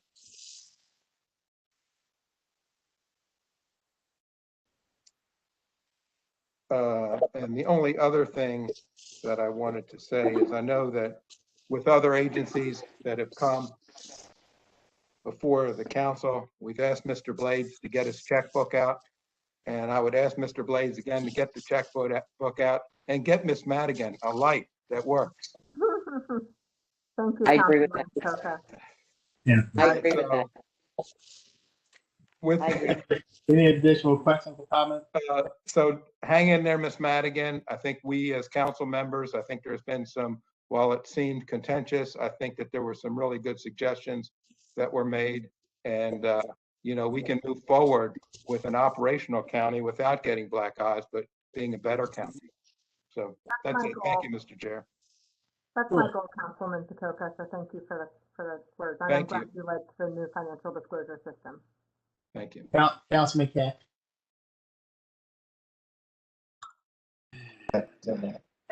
When I was worked for the school system, we relied on people in the public reporting things that the school system, that were happening in the school system that were really not proper. People that were stealing, misappropriating money, and we never would have known about it if it hadn't been for FIPON. And so it is very important that that opportunity be there.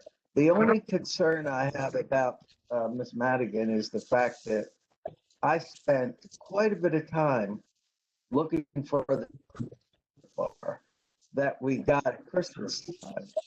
And I realized I was in the office. That's probably why I couldn't find the chocolate bar to put on my financial disclosure. So anyhow, but all kidding aside, it's so important that people have the opportunity to report wrongdoing. And I think that, when you think about it, I think everyone should be pleased at what is going on, because yes, Baldwin County has had a very poor reputation. And, the goal is to get rid of thievery, et cetera,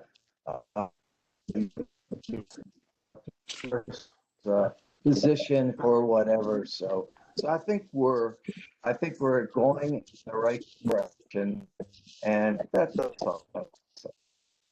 Any additional questions or comments? Mr. Chairman, Yes, Councilman Mark. I also agree with the improvements to the financial disclosure system, much more user-friendly, and thank you for implementing that. I tell you, any additional questions or comments? Let me just say this. I've heard an awful lot today, and the reality is a lot of it was sort of like really, really in the weeds. But let me just back away for a minute. Having been an employee for a local government for 32 years, or probably add 40 years if we add what I'm doing now. The reality is, Ms. Madigan, we are all against fraud, waste, and abuse. But I think what we see sometimes and what I hear from the employees, maybe you don't know it, but employees are walking around here scared to death because they feel like you're going to take a molehill and make it a mountain. And maybe it's not new to you or Mr. Quisenberry to bring people in and investigate them and question them, but to the employees who we want to be happy, who we want to work hard every day for the citizens of Baltimore. When you call them in, some of them are ready to pee their pants. And some of them sit awake at night worrying about losing their job and their livelihood. They worry about this stuff. So when another employee hears from everybody else that they're under some type of investigation and you haven't reached out to them, they are afraid and they are worried. And, I don't listen, we talk about this as a new office. I understand that. But this is not a new function of government. We had an ethics commission for years. This is not new. But what I think the fear is, if you are a hammer, everything is a nail. And everything is, hammered to the utmost degree. And the employees are afraid. I'm hearing from these employees, and they're asking all of these questions. And I think that's why we're here today, why we took so long, because people are worried.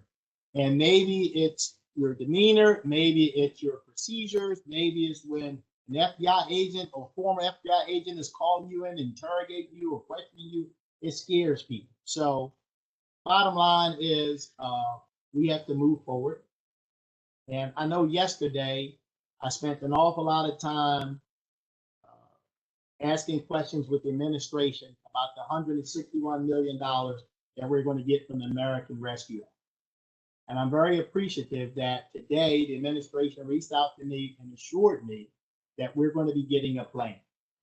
And it makes me feel good that we're going to get that plan before we actually vote on it. So today I've heard a lot of concerns, I've heard a lot of issues, and I understand that we created the office, we created the statute, but to be quite frank, I'm having a little buyer's remorse because it was never intended to make employees so scared to come to work that they can't do their job, that they're reaching out to me saying, I'm afraid. And I'm telling them, don't worry, don't worry. So what I'm going to do is say, look, in my opinion, we've seen some serious weaknesses and some problematic issues with the Office of the Inspector General, specifically as it relates to the statute. So just as the administration has put forth changes or decided to bring forward the explanation for the $161 million, I'm going to reach out to the administration right now and ask them to, can you please bring back a fix for the statute so that people can feel more comfortable, that people can feel like there is some accountability, And, you know, to be absolutely clear, I'll hope I can get it as soon as possible. But to be absolutely clear, if, you know, I want to work with the administration, but I'm prepared to move ahead on my own, but I want to work with the administration. So I'm just going to put that out there, take it for what it's worth, and I look forward to some changes to the statute. And right now, I feel very, very bad that I have to start our next hearing. Ms. Rogers, I appreciate it, but right now we are so far behind. I just want to bring on the Dr. Williams, and let's get on with the schools, because I got a feeling that may be a long one too. And unless it's absolutely necessary, Ms. Rogers, I love you to death. So I don't like to tell you no. Go right ahead. All right. I just wanted to say we're more than happy to work with you, Chairman Jones, and the council to look at what provisions in the statute need to be addressed. We're more than happy to do that. Thank you very much. Because at the end of the day, we all care about fraud, waste, and abuse, but we don't like harassment and bullying, and we want our employees to have a nice workplace. Because I'm telling you, some of these employees are telling me they're staying awake at night and can't sleep. And at the end of the day, we're coming up with reports that I think are sort of fluff. To be honest with you, it's fluff. We wasted $2 million. No, we didn't. The Ag Center, what was that all about? I don't know, boots and a tractor. I mean, that's what it was about. But enough of that. Let's move on. Thank you very much, Ms. Madigan. I know it's very long, and I wish we could have done it sooner. But let's move on to our operating budget for the Baltimore County Public Schools. Carrie, Vivian, you want to start us off? Sure. Good afternoon.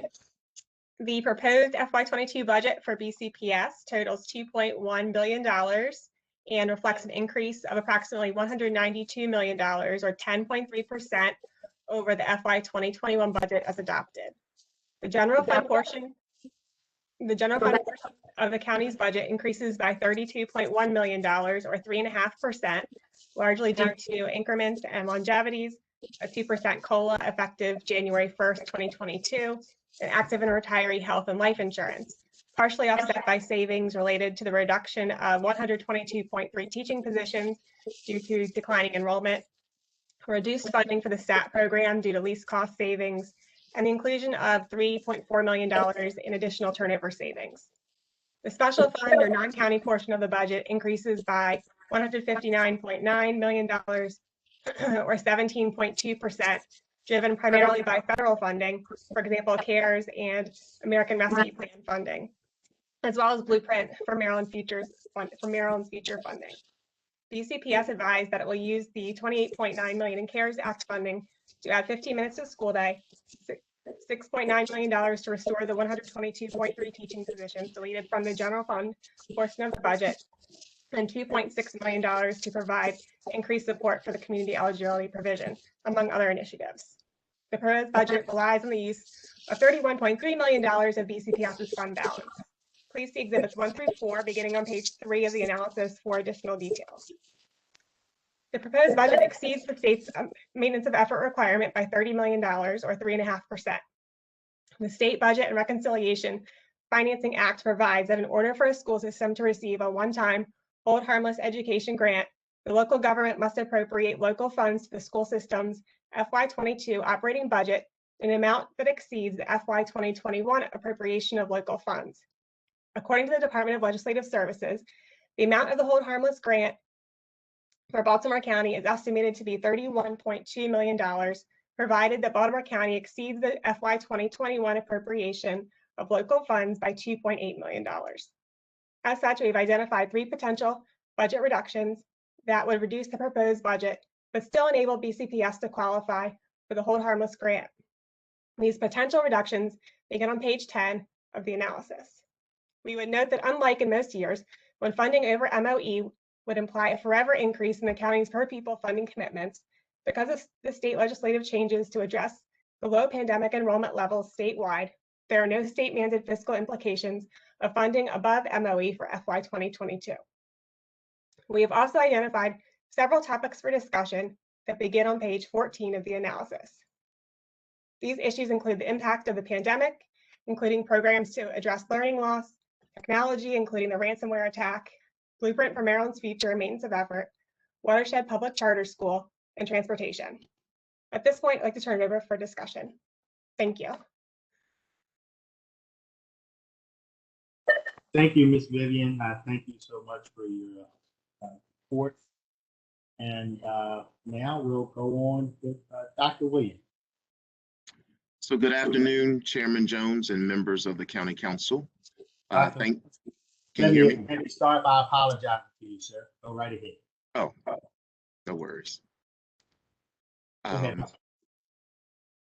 Thank you for allowing me to present the proposed FY 2022 budget for Baltimore County Public Schools. Joining me today on the line, we have Ms. Makita Scott, our chairwoman of the board, Ms. Julie Henn, our vice chair of the board, and several of our executive staff, Dr. Mary McComas, Chief Academic Officer, Dr. Brian Scriven, Chief Administrative and Operations Officer, including George Saris, our Executive Director of Fiscal Services, Whit Tanleaf, Director of Budget and Reporting, and Jim Corns, Executive Director of Information Technology. I thank them for joining us. So the proposed FY 2022 budget focuses on an overarching theme and 5 focus areas affiliated with our new strategic plan called the Compass, our pathway to excellence, that I will highlight for you this afternoon. The first theme is recovery and rebuilding, which includes this spring, 2021 re-engagement supports and summer learning programs, followed by the school year of extended learning opportunities for students. This continuous cycle will be sustained over 2 years, and these programs are primarily funded through our CARES grant. Extended time during the day, as you heard, additional 15 minutes at both the elementary and secondary level, emphasizing literacy, note-taking and writing, and mathematics. Of course, we have to build in wellness checks and additional social-emotional learning sessions for our students, as well as staff, including additional counselors, social workers, health assistants, and nurses. Social emotional learning plans are a part of our school progress plans. The second is the 5 focus areas affiliated with our strategic plan. As I introduced the new strategic plan right during the start of the pandemic and approved by the board, the 5 focus areas are learning accountability results, safe and supportive environment, high-performing workplace and alignment of human capital, community engagement and partnerships, and operational effectiveness. The bottom line is that although we must continue to provide resources for effective teaching and learning, we also need to accelerate learning and fill in learning gaps. So briefly, I just want to share a little bit of what we did, what we are going to do regarding recovery and rebuilding. So prior to the pandemic, we were addressing the achievement gap and raising the bar for all groups of students, including special education, English language learners, and at-risk students, increased CTE and early college access programs, increased school counselors, social workers, psychologists, nurse and health assistants, and improve work conditions for staff and extend additional professional development opportunities, including higher education partnerships. Continue outreach to our families and improve bilingual communication, as well as continue our preventive maintenance and work with our partners with capital budget, including the My iPads. But during the pandemic, we had to develop and enhance our online virtual instruction program and acquired associated instructional materials within 2 weeks after schools closed in March of 2020. We had to train our teachers on virtual instruction techniques and resources. We work with our recreations and parks to provide academic support centers. We delivered 30,000 devices to students and staff. We acquired and deployed 38,000 Chromebooks to students. We provided approximately 4,000 hotspot connections for students and families. We installed exterior Wi-Fi connections at every school. We provided over 2 million meals to students from March 16th of 2020 to date. We delivered 100,000 hours of tutoring to BCPS students, and we re-engaged over 3,000 students during the spring and summer of 2020. We restarted our virtual instruction within 3 days following the cyber attack, and we are restoring our enterprise resource planning systems, including human resources, payroll, and financial applications. We rebuilt our BCPS cloud-based network and implemented enhanced network firewall, security application, and filters to manage cloud-based processes and online instruction at 5 times the previous capacity. And we built in training for staff regarding technology security. We also began our athletics in February with fall and spring sports, continued to look at our ventilation inspections and HVAC repairs to ensure safe school opening, of course, extra cleaning and disinfection of school offices and buses. And the county executive, Olszewski, committed funds from his CARES funds that was directed to our individual schools and principals to help prepare for the reopening. We phased in staff and students to in-person learning while providing options for families to continue virtual learning. And we partnered with Towson University to have an in-person graduation for the class of 2021. So as we prepare for the 5 days a week next school year, we have updated our COVID dashboard that was created during the pandemic and is revised every Monday to show the total cases. Right now, we are around 67.3 in terms of the total cases per 100,000.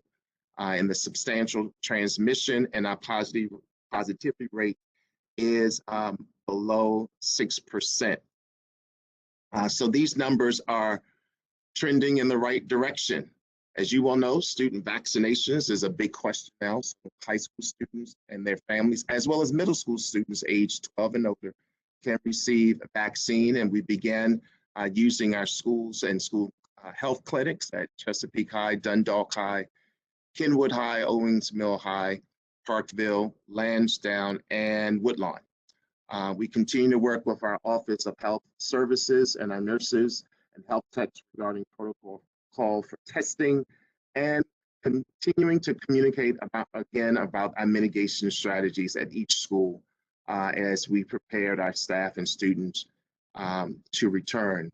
Big shout out to Dr. Gregory Branch, our Baltimore County Health Officer, and his team at the Baltimore County Health Department that continue to provide great information and guidance and advice to us. We have a BCPS COVID-19 task force. We meet weeklies and representatives from the Baltimore County Health Department, our union leaders and central office staff. We discuss upcoming plans, review data for the system, county, and nation by our health services and our county health officials. And we partnered to have a health advisory, our doctors from Johns Hopkins Universities and the University of Maryland to advise us and share best practices. So as we continue our recovery and rebuilding phase instructionally, we are looking at spring of 2021 re-engagement support for every school. We will be offering a multi-tier approach to summer learning that offers both in-person and virtual options for students. There's a tier 1 programming for being offered at university for all students, K to 12.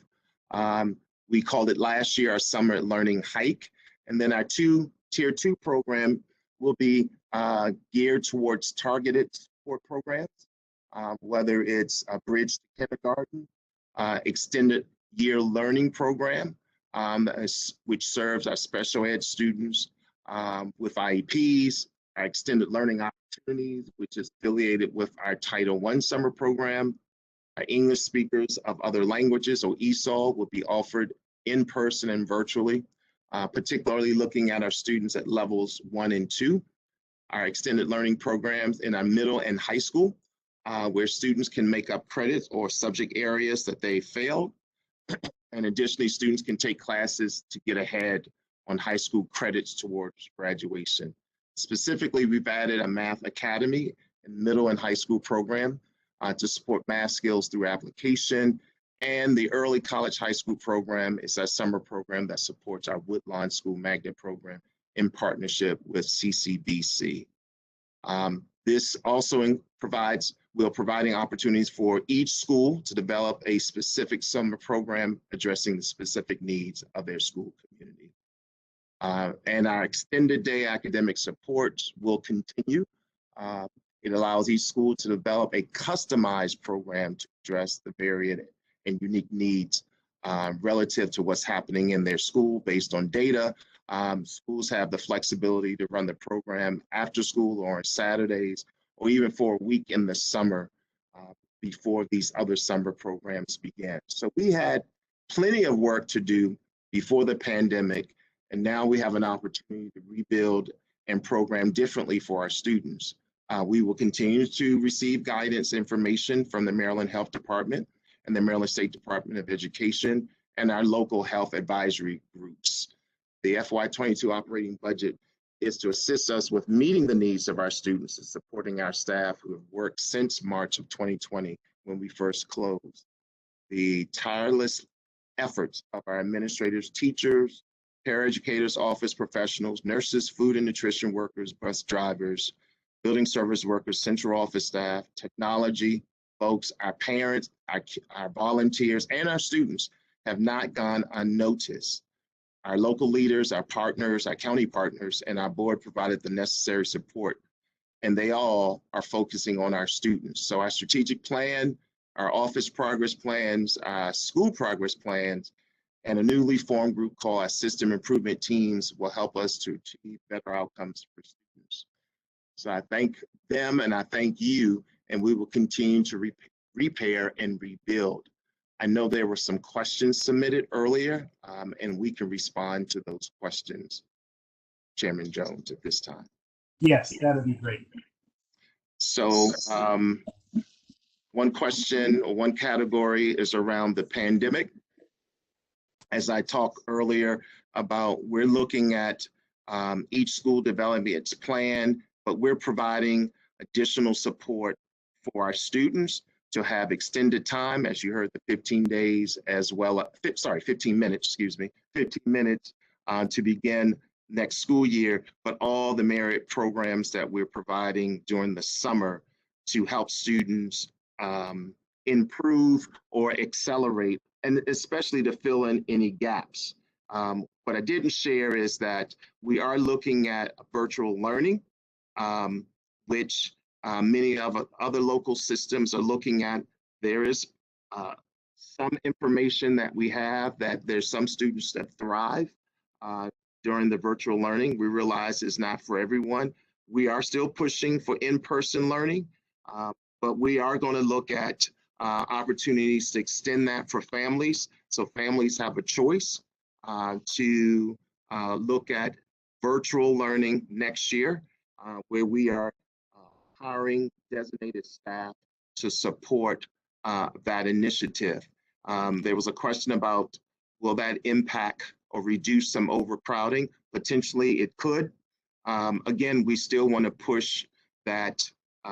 We want more families, more students to be face-to-face, as we know that that is the primary instructional model that we want to improve and increase for next year. In terms of the ARP or ESSER 3 funds, we will be working with our stakeholders, especially our unions, to look at certain areas that we want to use those funds. A lot of it would be in terms of our staff, in terms of our students, looking at instruction and looking at extended time for our students. There was another question about Labor First. We have been working with Ms. Rogers, with the Baltimore County government, step by step, following the same process used to transition the government employees and the Baltimore County Community College to Labor First. There's a meeting actually tomorrow with Ms. Rogers and team to discuss the next steps and the process for transitioning our eligible retirees. There were also questions about the technology.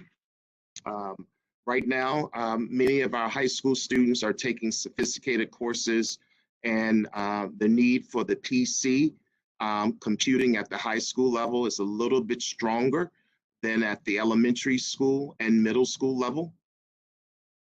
So we are exploring a total cost of ownership of Chromebooks at the high school level to take into account into the increased need of computer labs and the space requirements that could cause in high schools, as well as these virtual desktops.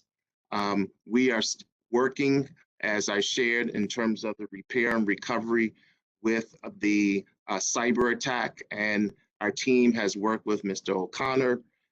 We continue to work with our federal law enforcement partners as we are addressing our next steps, and they are addressing the investigation related to the cyber attack.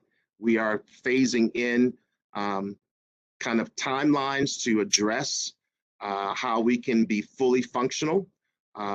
We are anticipating payroll has been reprocessed, and we are anticipating additional progress with our financial statements, looking at our leave balances. The team has arbitrarily put in some time markers in which we're trying to bring everything back aligned. It is a phase-in process, and so we're expecting by the end of school year of 2022, all operations will be established in their permanent form. There was a question around Watershed. As you know, Watershed opened in 2019 and school year 2019 and 2020 for students in kindergarten through grade 3. One additional grade level was added this year with a projection of 44 students added each year. And then next year, this coming year, we'll be adding grade 5 for school year 21-22.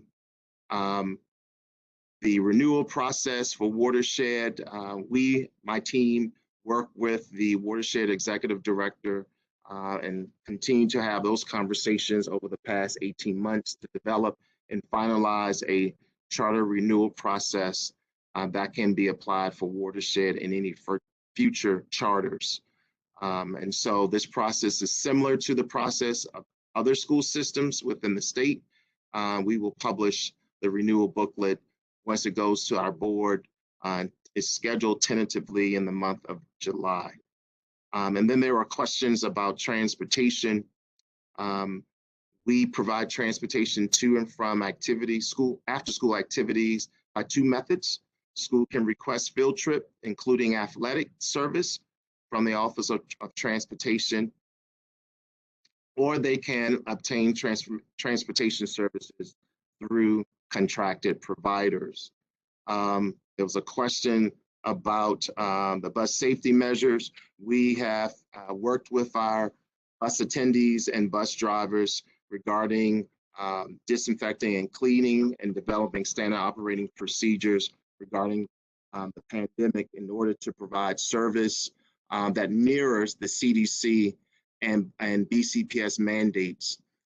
Further, the Office of Transportation used time and resources during the pandemic to ensure all GPS modules and camera system hardware on our school buses were working properly. And then there was a final question about recruitment efforts. We continue to partner with the workforce development centers to recruit individuals seeking employment. We place banners, bus lots, landfills. We distribute flyers. We also have worked with our BCPS HR staff to have virtual career fairs with CCBC and conduct bi-weekly information sessions. So the ratio of applicants has decreased, but we are developing plans to conduct monthly open houses, career fairs. We are working on a plan to streamline our onboarding process. And as I work with my colleagues across the state and the nation, there is a national bus driver shortage. So we will continue to do our efforts to try to recruit more bus drivers. So with that, I'll turn it back over to you, Chairman Joe. Thank you, Dr. Williams. I will start off with Councilman Mr. Crandall. Chair, 1 second, Councilman Crandall will be first. Councilman Crandall? Thank you, Mr. Chair. Dr. Williams, thank you for coming in and joining us today. It has not been an easy year for you, your staff, and for all of BCPS, and including the parents and the students. I do want to start off by just letting you know what an asset you have in Tony Bazemore. He is so responsive, and just when he can help, he does, and he gets right on it, and he gets back to us very quickly. So we appreciate the work that Tony does as our liaison to your office and to BCPS. I know that other members have some questions prepared, and I don't want to necessarily sort of take their thunder away. I do know, and I've been publicly critical of the handling of some of the situations, and I know you're aware of that. And we've had some contentious moments on some virtual meetings that we've had.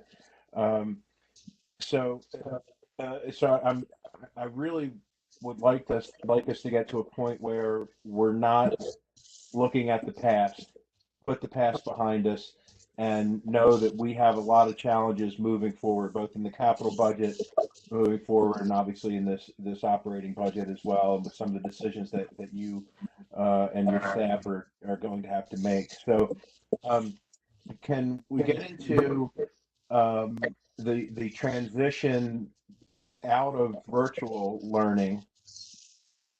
And I'll leave my opinions on virtual learning until you and I talk privately. But the transition from virtual learning to a more normal school day, what does the summer look like? And how are some teachers that don't necessarily want to transition to on-site learning, how's the school system dealing with the aspect of that, both just the physical logistics of it and the psychological aspects of it? Sure. So thank you for that. So the summer is going to be like no other summer in terms of, if I just focus on the students and what we want to offer and provide. I listed several of our programs for our students, but in the same time, we're providing a robust professional development for our staff. Some of the learning that had taken place this year, some of their ideas about reaching out and getting how we're tapping into some of our students who may have been disenfranchised, disconnected over the past several years, over past this year, looking at a cultural responsive instruction. But we also found ourselves, as we focus on the student social emotional well-being, we had to focus on our staff social emotional well-being, because managing the different ways in which we started and changing how we were all virtual, then we went hybrid. And so I think as we opened up our buildings and had more students to return, the staff members were glad to see their students. As you well know, folks go into education, they like working with our students. In terms of the staff members who may want to continue the virtual, that will be a part of our process to really rebuild our virtual learning platform and to offer that option for families. And we will need staff to participate in that. And so at this point, we have opened that up for interested staff. And we're working out the logistics. It's more of a county-wide program. And we're going to work out the logistics in terms of where folks may be housed. That, you know, the students will still remain within their building. They will still count towards the enrollment because they'll be affiliated with their individual school. But we plan to build a cadre of virtual learning staff and provide some flexibility. The team is still working out the logistics. We've partnered, of course, with our unions. So we're going to provide that option for our staff. Again, we still want to push and encourage our families to consider in person. We know what that means, and we've had a year to watch what happened when we were all virtual, and then we had a hybrid model. But we also know that some of our schools, some of our parents and staff are saying that there's been success with some kids who may not have seen success before in the virtual learning. So we want to provide as much as possible during our summer, as well as when we start the school year, extended day, all of these opportunities to really accelerate the learning and fill in any gaps, as well as train our staff, but also look to them and making sure we're providing the resources. Our human resources office, we have a partner, of course, with Cigna and our employee assistants. Just those amount of resources, we have received positive feedback about the amount of resources. So, again, encouraging our staff to reach out and to use what's available. But yeah, it's going to be a busy summer and it's going to be a busy year, but I don't see it being any similar summer or school year based on the amount of work that we have to do, the amount of work that I saw before the pandemic, and definitely what we have to do as we repair and recover during the next year or so to prepare our students to finish and to finish on time and to be successful. So Dr. Williams, are you saying, so we're going to have sort of a hybrid summer model? Is it the plan that we're going to that virtual learning will exist even after we go, hopefully we go fully open, and so is this going to be a long-term component of Baltimore County Public Schools to have a virtual learning aspect? And then I have a follow-on question to that. I'm glad Mr. Corns has joined us today. And if that is, what are we doing? And this will be my last question, because I know that other members have a ton of questions that I already have on my list. So I don't want to dominate the time. If we are moving towards this more hybrid model, and I know that the laptops were still used in classrooms, and we had a connectivity issue with our internet in our schools. I heard anecdotally, I don't have proof of this, that teachers went out and bought their own mobile hotspots because they were left for days without internet service in a classroom that simply didn't function without Wi-Fi. So so it's a loaded question, but I understand the summer model and continuing that. Are we moving to having a long-term virtual component to education in Baltimore County? And what in the world is going on with our internet connectivity? And I know we had an issue with a vendor. I think that's widely known, but so a lot of loaded information there for you to respond to, but I think you get the gist of my question. Sure. I'll just say that,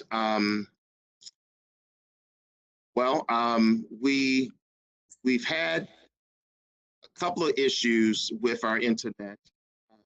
However, we were able to, within a time period, within a week, I'm not aware of teachers purchasing the hotspots, but we were able to, the problem was that what we were doing with the hybrid, we were doing concurrent model, which means there were students in front of the staff member while they were teaching, and there were students still virtual. We are not planning to move in that model because it's taxing on our staff, and the feedback that we were getting from our staff and working with our union. So as we continue, we've always had a component of virtual, and it was designated individuals or a program that we use for our virtual learners. We want to continue that expand that to have virtual staff. And so based on the safeguards we put in, based on the work that Jim Corns and his team have done to secure any kind of model that we're doing, I foretell that we won't have the current issues because we won't be doing the concurrent model, which we did with when we were bringing back students. So we are planning to continue our virtual learning. We're going to expand it, but we are still encouraging our families to do in person. But the concurrent model, which caused some of the delays, some of the issues, we're not anticipating, we're not planning to use that model. So we anticipate that these issues that we had and the mitigations that we put in place will make sure what we experienced this year won't happen in the future. And so, you know, I don't know, Mr. Corns want to add anything else at this time? Dr. Williams, you're very succinct with that. It's I wouldn't have anything else to put on top. Okay. Okay. Well, thank you, Dr. Williams. Look forward to talking with you privately shortly. Okay. And we're not in a Senate or congressional hearing, but Mr. Chair, I'll yield my time and hold some of my other questions because I know the other members are anxious to get started. Thank you, Councilman Crandall. Councilman Katz, if you can just let Councilman Quirk ask a quick question. Councilman Quirk. Thank you, Chairman Jones. Councilman Katz. Yeah, he's on yeah, super quick because it's just following up on the virtual learning that Councilman Crandall was just asking about. So it's just a follow up to Councilman Crandall, and I'll yield back to Councilman Katz. Dr. Williams, I understand with your proposed budget, you were going to cut 122 positions due to enrollment declines. And then I think the county exec's office restored them with the expectation of an enrollment rebound so that class sizes weren't going to be affected to be too large. And then so if we're adding these extra positions now for this new virtual learning, and it's being paid for by CARES funding, I guess what happens in the future once the CARES funding is no longer there, knowing that it's temporary? So just, I guess it's a 2 or 3 part component question to Councilman Crandall's question on virtual learning. Thank you, Mr. Chairman, and then I'll yield. Thank you, Councilman Quirk. So yes, we do recognize that using the grant, there's a sunsetting moment. We're going to be looking at how successful this is, and first of all, how large it is and how successful it is, and see if in fact we can continue. But I just want to emphasize we want to encourage the in-person. We do know from our principals talking to their parents and families, there's still some concern about coming back in person. We're seeing some success with our student vaccinations. We're still going to work with our Maryland Health Department to see, and our Maryland State Department of Education, is that going to be a requirement? Right now, we're just encouraging. So at some point, we're going to have to see if we can continue after 2 years of virtual learning. And if so, how do we continue to fund that beyond the grant funds? In terms of the enrollment, we did see a decline when we opened up this year, when we were all virtual. We anticipate that we will get back some of those students. And so we're very positive of what that may look like, but we put in those safeguards just in case. But yeah, it's going to be the work of developing our operating budget as we move forward if we want to sustain the virtual learning. Right now, we think it's wise to have this transition as we move into a 5-day, all-day in person next year. Thank you, Dr. Williams. You good, Councilman Quirk? Councilman Katz, you good, Councilman Quirk? Councilman Katz? Yeah, yeah, thank you. I'm ready. Thank you, Chairman Jones. Okay. Go ahead, Councilman Cantley. Thank you, thank you, Councilman, for yielding to me. Dr. Williams, thank you again for appearing. I'm very concerned about recruitment of teachers.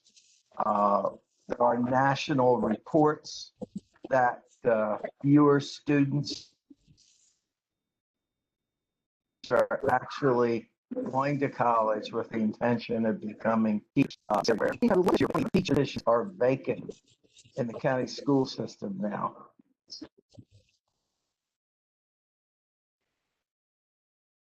I didn't hear the last. I just asked how many vacant teaching positions are in the school system. So when we started our year, we had roughly 20 vacancies.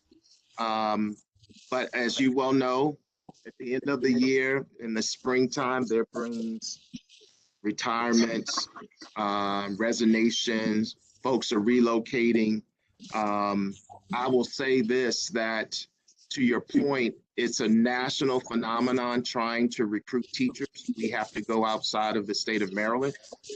We have been going outside of the state of Maryland. We have been visiting our historically Black colleges and universities. The HR department has really put forth some effort. Believe it or not, the virtual interview or career fairs have really increased those numbers. But we also are working with our universities, CCBC, we're growing our own. We have paraeducators, adult assistants that are doing great things with students. And we're partnering to make sure they go back to school to get their certification. We also encourage those who are career changers to come back and let's work through the Maryland State Department to get that certification. There's still limited offers around the conditional licensing, so folks can start with a mentor. But the other part that's pretty neat to see is that we have our Teacher Academy of Maryland program, where we are encouraging our students in high school, in some cases middle schools, to think about teaching. We have offered scholarships for those who are graduating from high school and they're going into a teacher prep program. So we believe in growing your own, starting young, and heavy on the recruitment. Go outside. We are now working with our partners, our unions. Our board asked us to kind of look at the salary scale and how do we make it more competitive when we compare ourselves to our neighboring district. So benefits are great, but also the salaries and then longevity, what that may look like for us who stay 10, 20, 30 years. And so one of the goals in our strategic plan is human capital and alignment of human capital and the workforce. And we're really trying to increase our efforts, not only for recruiting, but onboarding, and then helping folks to make this a career for them to stay in education. Should the vacancy issue become very critical, do you have the flexibility to use the savings that you will experience from vacant jobs, ones that have been vacant a long time, to use some of that money for incentives, for mentors to help teachers? Because I know in the past, Baltimore County has put many new teachers in some of the rougher schools and they burned out pretty quickly. Do you have the ability to do that in mid-year to meet such a crisis? So what we've built in our system is to have a mentor teacher and a consulting teacher. So we have consulting teachers just for that reason. We know if somebody's going to resign as a teacher, they're going to resign within the first few years. And so that's the work of our consulting teachers to help build their support, make them feel, give them the resources, coach them around the work affiliated with, usually sometimes it's class management or managing time, getting acclimated with preparation and the work they do with collaborative planning. And we started a similar program for our first year principals, where we're supporting our first year principals. You know, before they actually start the job, they need to understand what they're about to walk into. And then we have a team that will support them throughout the year and will meet in and check in with them. So we have some opportunities to really front load what we can do to support our staff as new teachers so they don't burn out. Also, we're looking at and working with our principals to look at what they're teaching and kind of like their schedule for the year. We want to reduce the number of preps.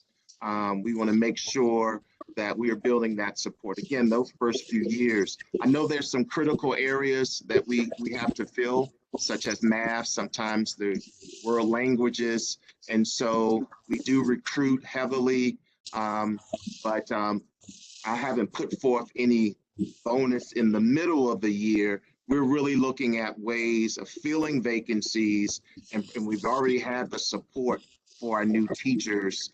But also, I just found out this just the other day, talking to Jeanette Young, we also have to look at on the office side that we have folks transitioning from school-based to central office or school-based into an office-based space.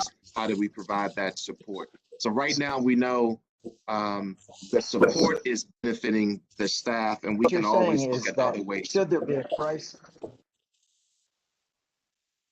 I'm sorry. So what you're saying that, let's say if there's a problem, I'll pick up my own district, Mace Chapel Elementary School.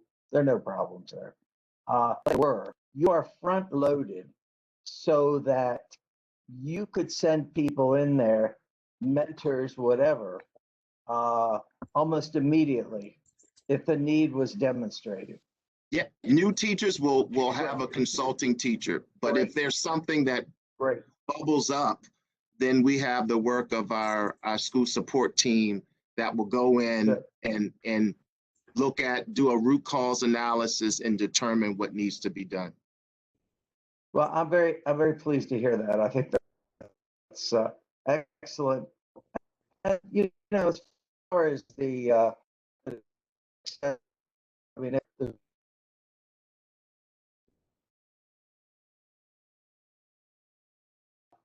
I think the experience that the school system has had will enhance educational opportunities in the future. So that's my opinion. I think the school system has really come along, extended its ability to utilize.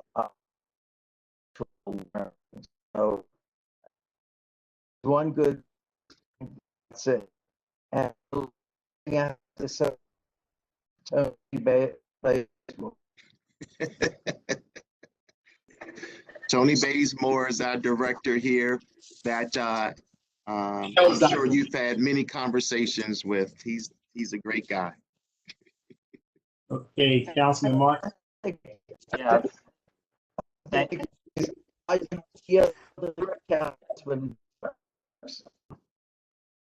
So thank you very much, and I always appreciate Councilman Catch's insight from his long experience in our school system. I have a unique perspective in that I'm an educator in another, long-term teacher in another county, and getting my certification to teach right now. I kind of see both perspectives. I understand a lot of the issues raised by teachers and administrators who've had a very difficult time this year. I certainly understand as a parent the concerns raised by parents. I will tell you that the students who've come back into my classroom have done very well. And I think that in-person touch is so critically important. Just two questions for Dr. Williams. The first is, if you want to use your time to tell us any lessons you've learned this year from a very difficult experience this year. And secondly, just your commitment that you'll continue to work with our stakeholder groups, TAPCO, CASE, and others as we move forward, particularly with spending some of the federal stimulus money. Sure. Thank you, Councilman Marks. I will start with your latter. When I first came, I met with each union president or executive director and talked about how do we build communication and build collaboration, and we would meet regularly. But since the pandemic, during the pandemic, Look, they get bigger. Look. Everybody can mute their mic, please. Everyone can mute their mic except for Dr. Williams. Sorry about that. During the pandemic, along with Dr. Scriven, who's on the call, we would meet weekly. And so one, to talk through the many issues that we were dealing with, but also generating ideas. And some of it was me sharing some thoughts. This is where we're going, but we made sure they were a part of our groups with the design team. So definitely, as we move forward, their input is critical because, they represent either the paraprofessionals, office staff, our grounds workers, our building service workers, our teachers or administrators. They have been close to it and they can provide that kind of guidance. So yes, we will continue to work and get their input and get their voice. Lessons learned. There's been so many lessons learned. One, working with partners. I really see this from an educator's perspective, that this is really speaking to that the student needs that home and school relationship, kind of like a triad, and how do we strengthen that the home or the parent, the school, the teacher, administrator, and the student are constantly connecting and communicating and sharing, because sometimes we don't know every student's situation. And I think that's very important. I also believe in that across the state, every system had to manage the best they can and what they've had, and some starts and finishes or pivots here. We also have that relationship. I think a lesson learned is not only to reach out to what's happening in other counties, but also colleagues in other states. And other states have done things a little bit different than Maryland. But I really think when I think about our students, this just highlights the importance of that home, school, and student relationship. But also would say that another lesson learned, we couldn't do what we were able to do without the partnerships, without the volunteers, and even our parents, and what they had to do when we first closed, our elected officials, our board member, all, that partnership, and the questioning sometimes may have been, we may not have had the answer, but also just the viewpoint. So I think there's been several lessons learned, but this goes back to a little bit of my strategic plan, that in order to build the success for every student, we got to look at that partnership and making sure our students have a voice, our families have a voice, and our schools are working with those two big entities to make sure we're meeting the needs of our students. So I could go on, but those are kind of the two big areas that I think I really learned during this process. Hey, thank you very much. I appreciated our meeting the other day, and I look forward to working with you in the future. So thank you. Thank you.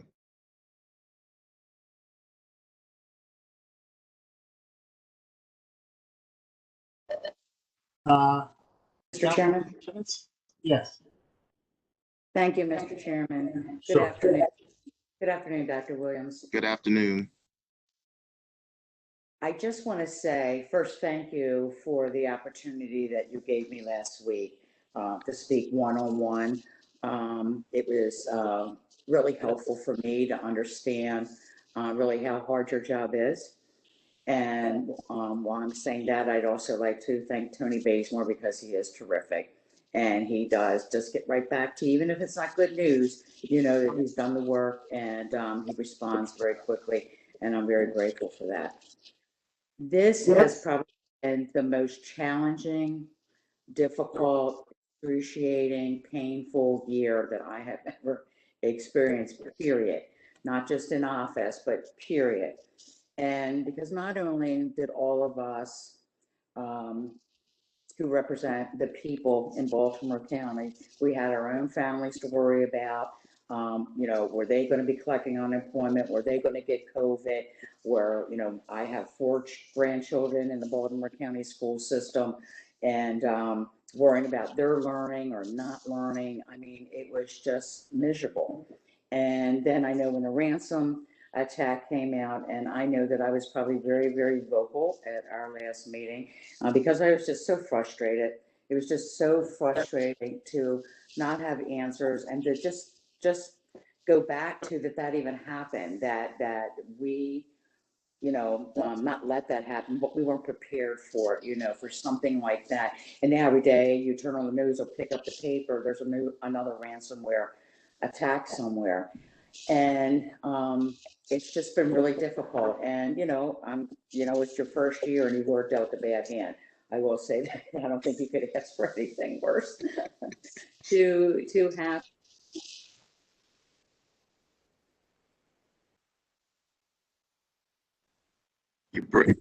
I'm sorry, you're breaking up. Okay.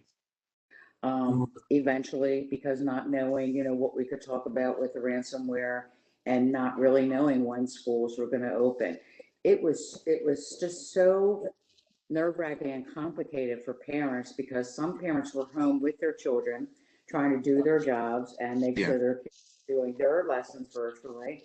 And some were still working in confined areas within buildings and had to leave their children and really not know if they were doing their lessons or not until they talked to the teacher. And then sometimes they had to hire daycare for their children just to make sure they were doing their lessons if their parents couldn't be there. So I just can't think of a worse scenario that everyone went through this year.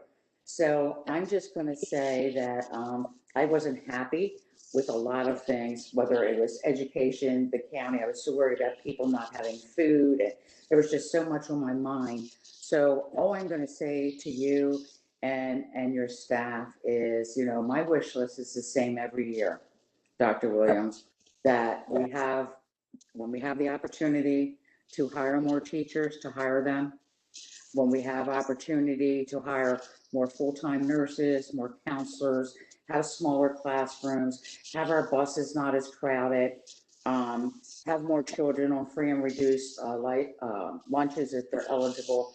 These are all things that have just always been on my wish list, and I really hope that this year, with the amount of funding, we do an incredible amount of funding every single year. And a lot of people don't know the breakdown, but of every dollar of your taxpayers' money, over 52 cents of it goes to education, and the rest goes to running the rest of the county. So we are certainly invested in educating our teachers and our students.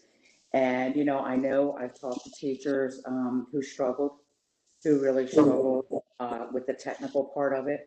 I know children that struggled, children that didn't have the Wi-Fi, children that didn't have a laptop. I mean, every day it was just something new for you and the school system to figure out.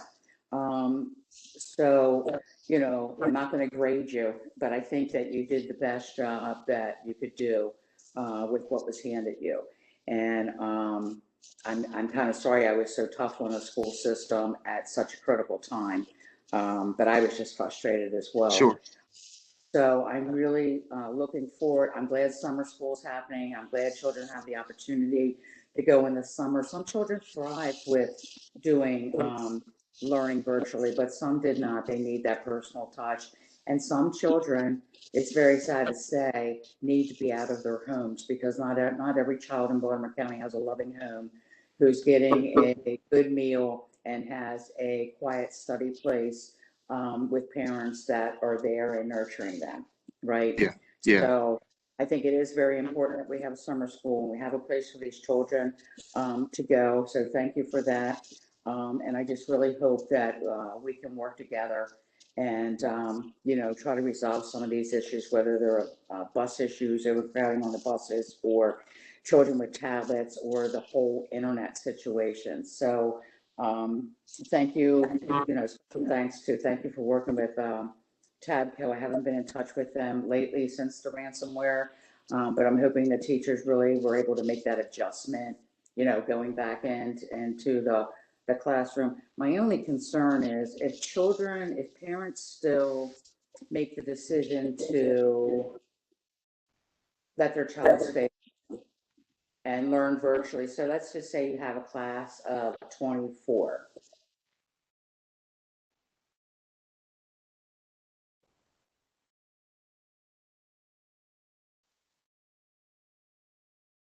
Class of 24. That they're losing out on. And what about the teacher, who's in front of a classroom but has 3 children in front of a laptop? I mean, what is that experience going to be like for parents that just aren't ready to send their kids back to school in the fall? So right now, what we're doing, we're not doing that concurrent model. So we want to have our teachers with their, I didn't hear all of the question, but I thought I heard enough of it. We want our teachers to be with their kids. And then for those who are virtual, that will be a separate caseload. So the teachers, what they're not doing, what they did this year is to have concurrent, what you described. You had some students in person and some students online, and the teacher was, that one teacher was managing both. We want to have that separate.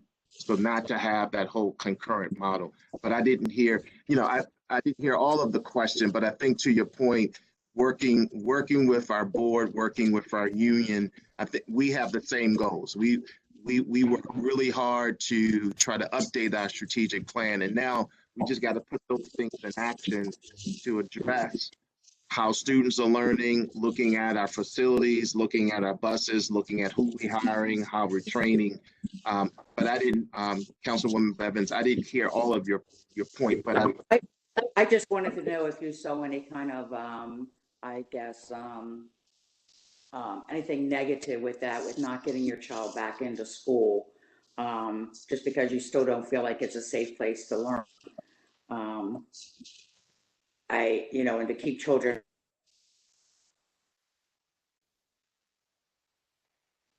Nobody has talked about vaccinations, and I don't really know if that's something that you can talk about, but again, I haven't had children in the school system in a very long time.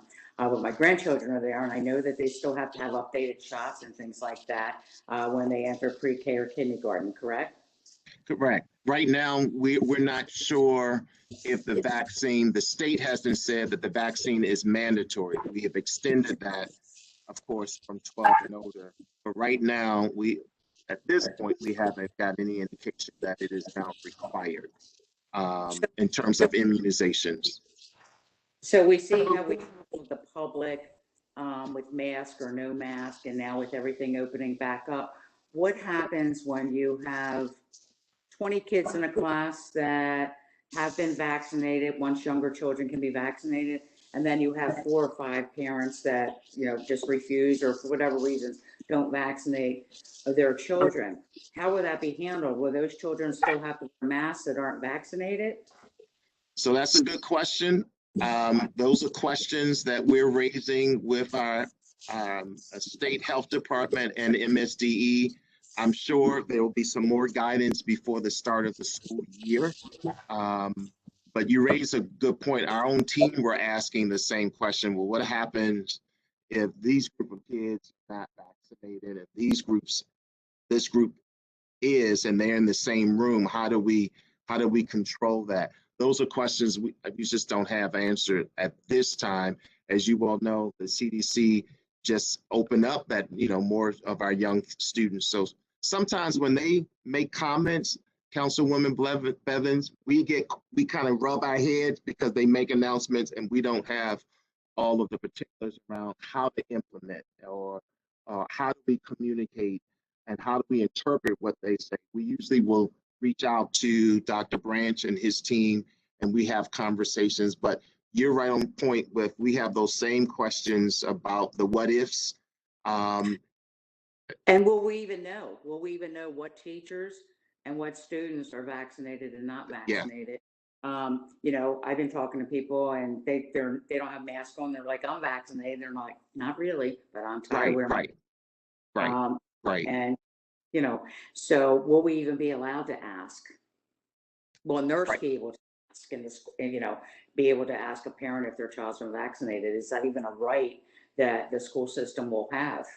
Yeah, good questions. Right now, we don't have the answer. We've been asking the same, how would we know? And the staff is the same way. We've given out, thanks to Dr. Branch, we have the links. We had the vaccinations at the Cow Palace. We were encouraging staff to go other places, and they were doing that. But in terms of us actually asking, did you get your vaccination? We were not able to ask that kind of question. Because it's a HIPAA violation? Yeah. Currently? Yeah. Okay.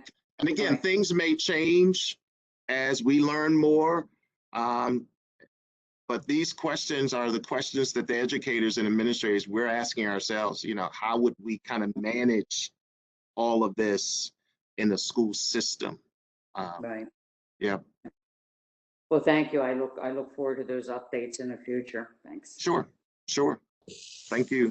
Thank you, Councilwoman Bevins. Any additional questions or comments, Councilman Dakota? Thank you, Mr. Chair. Dr. Williams, it was good to see you yesterday at Ridge Ruxton. Yes, good seeing you too. A really heartfelt graduation.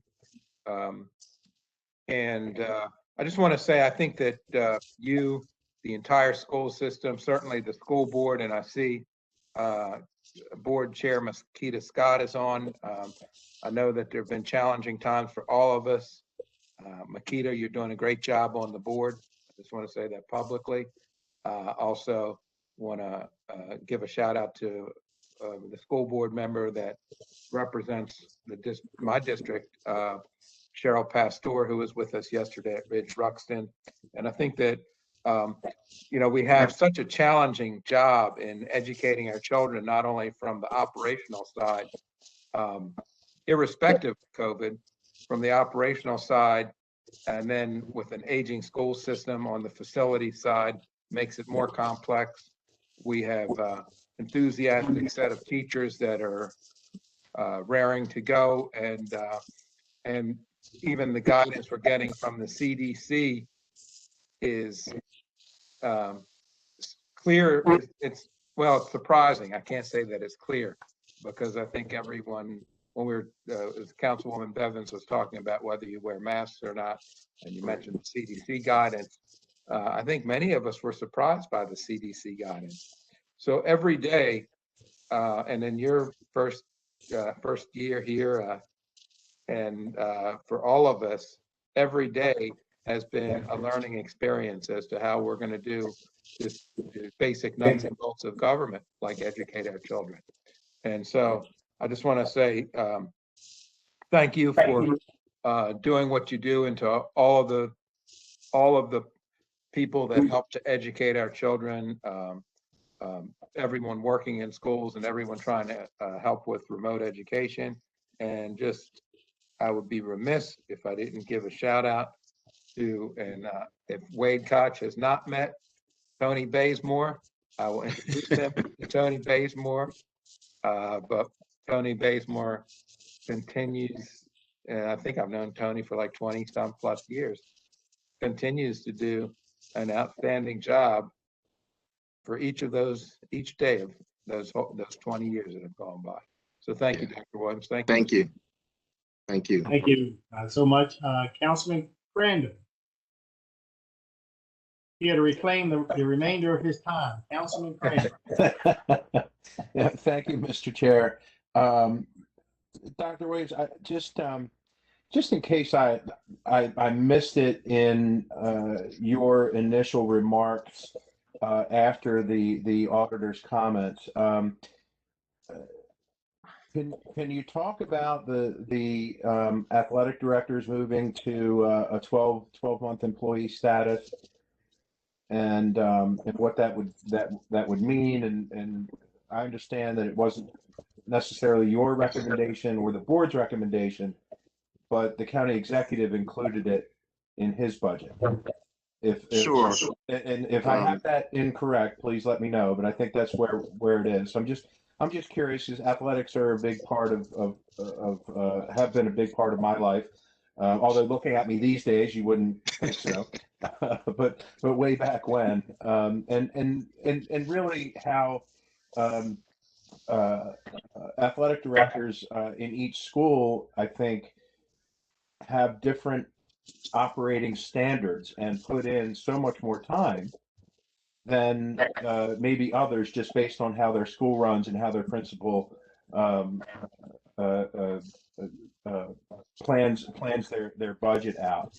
And from what I understand, that you would think that there would be a lot of cost savings in athletic departments over the past year, but that's not necessarily the case, just because of the extra things that athletic directors have had to do. So I'm just curious about the reclassification of that employee and what that would mean to the system.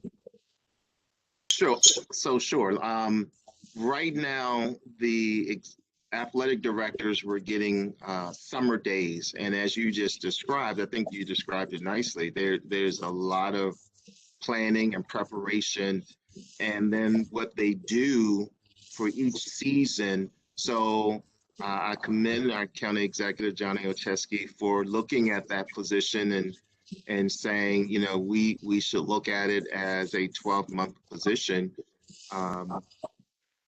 because of the amount of time and effort. And to your point, you know, we are pushing extracurriculars as well as athletics. And during the pandemic, the board was clear that we need to provide some opportunities for students sooner than later. And we moved forward with having students they were always doing virtual athletics, but to start bringing our athletes back. So, you know, it's a nice way of just kind of looking at probably a thankless job, but a needed job in terms of our athletic directors, and looking at elevating them to 12 months, because it is a 12-month position.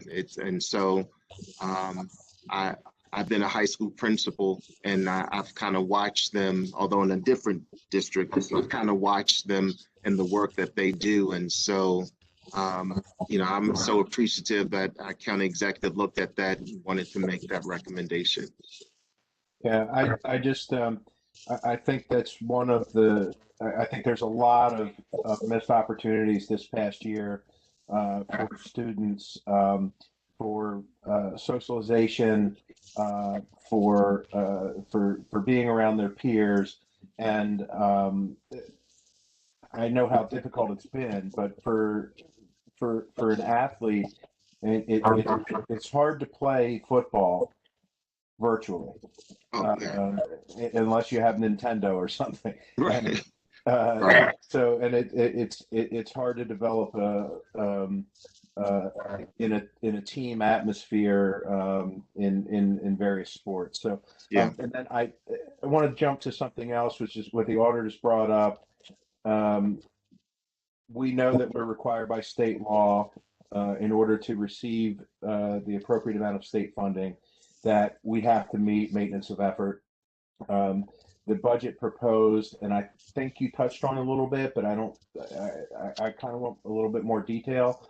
So the auditor is recommending about $27 million, or not recommending, but noticing and making us aware that there's a potential reduction of $27 million, because the budget is about your proposed budget is about $30 million over MOE.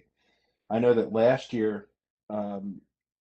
because of the budget constraints that we were under, that the council with the administration and with BCPS, we had to cut the budget down to MOE, and nothing above that. So I guess my question, I guess I have a habit of asking compounded questions, but so can you defend your budget proposal against a reduction over MOE that is that was noticed by the auditor? And in the context of that, can you provide, were there savings? The logical leap that you can make that is that Baltimore County Public Schools, because the facilities weren't opened, maintenance costs should have gone down, fuel costs should have gone down, electricity costs should have gone down. So were there substantial savings throughout the system that would help justify a reduction? And I know you're not going to agree to a reduction, but were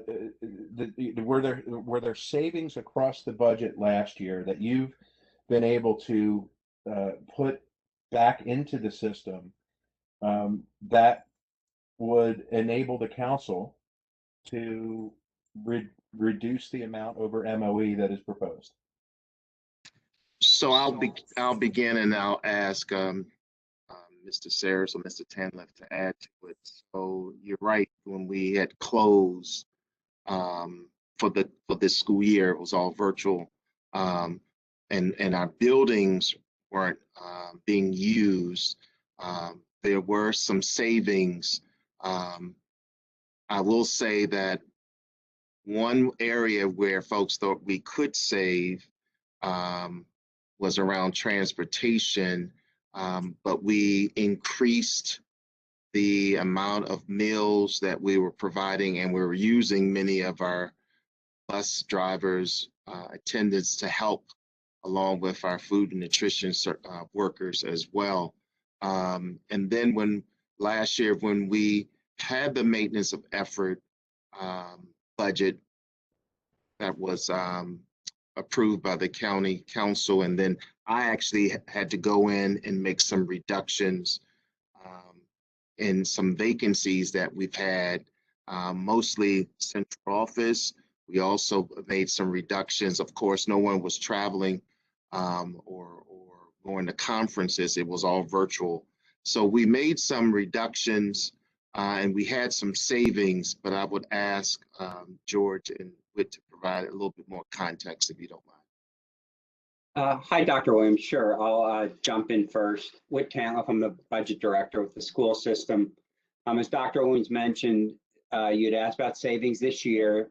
He did cut about $4.5 million from the operating budget, including abolishing 10 positions, cutting travel, supplies, et cetera. All in all, about $4.4 million to fund the 1% COLA that we got this year. And you'll recall we were not able to fund any step increases for employees this year. We do have some savings from the pandemic, but it's worth mentioning that we aren't able to retain any of those savings. So any dollars that we come in under budget, as usual, will get turned back into the county. And currently in the budget, we have $31.2 million of fund balance as a revenue source for next year. I'd also mention that the budget as presented does not include any new meaningful initiatives. The only new things that are funded are a step increase and half a year of a 2% COLA. So any reductions to the budget, those are really the only two areas that could compress. So the BCPS employees did not, as mentioned, get any step increase last year. So if those funds were reduced, that would not be available in FY22. And as mentioned, the half-year 2% COLA is also the only other real new thing funded. So although the budget is above maintenance of effort, because we had reduced students, but we didn't really have overall reduced infrastructure costs. There's some variable costs that went down, but We didn't lay off any employees. We didn't obviously close any schools. So although we had some variable savings, the savings overall were not that substantial relative to the whole budget. And as mentioned, any savings this year would just get turned back into the county and can't be carried over into next year. So in the big scheme of things, our budget in FY22 isn't really much more than a maintenance of effort budget. Steps, half a year COLA, that's really all that's being funded. Thank you.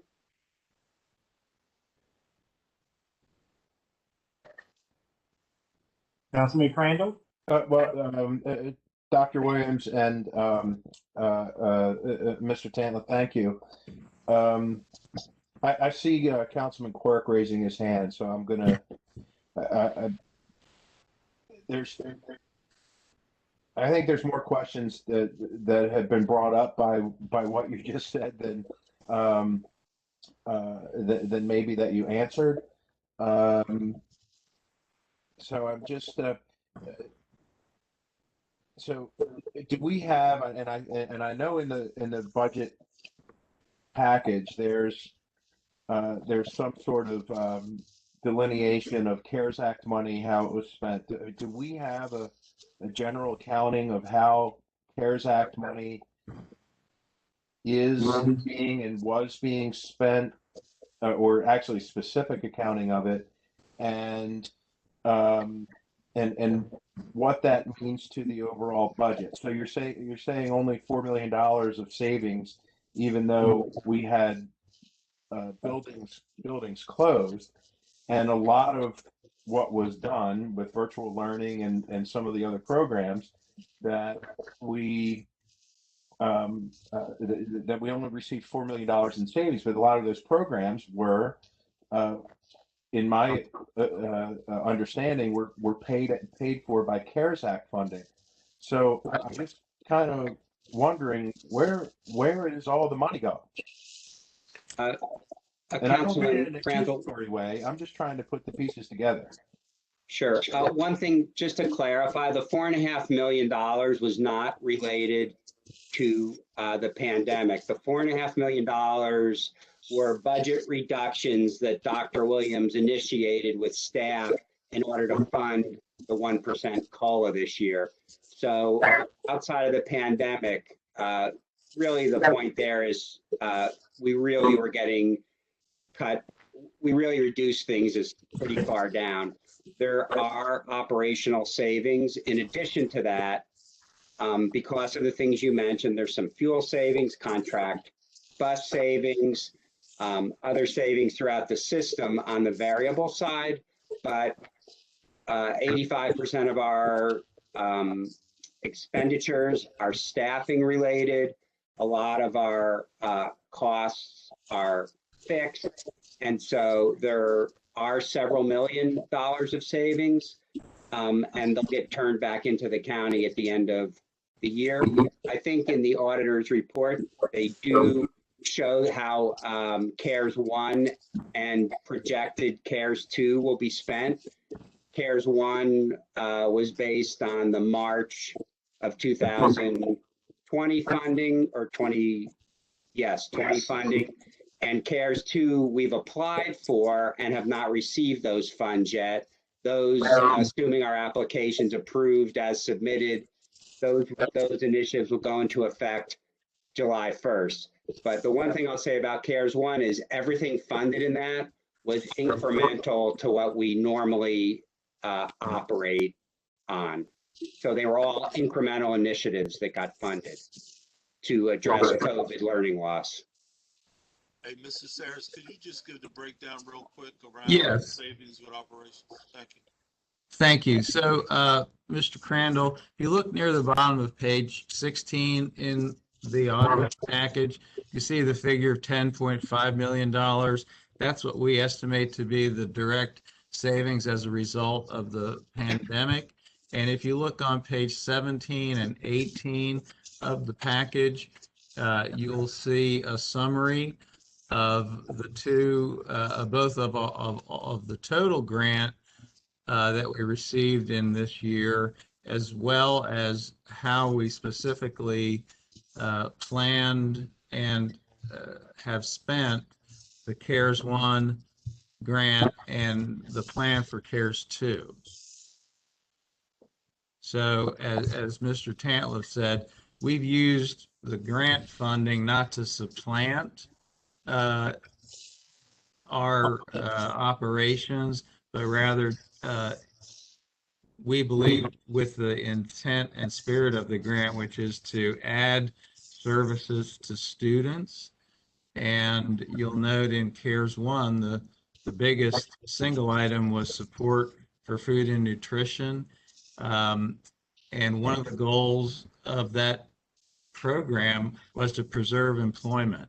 So that $13.3 million went almost entirely to maintain the lives of 600 employees in food and nutrition services and their families.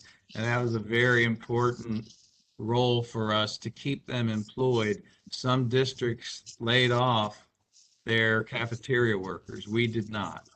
And it was largely because of that grant.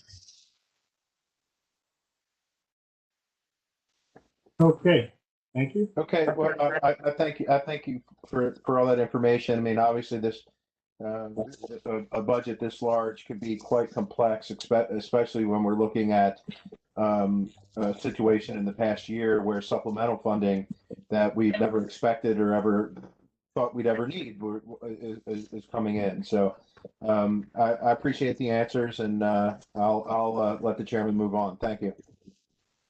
Thank you, Councilman Quirk. Thank you, Chairman Jones. I have several questions. Actually, I found your answer about what's happened with the money to actually be a lot more confusing, actually, candidly. What I'm just going to say, she's very direct.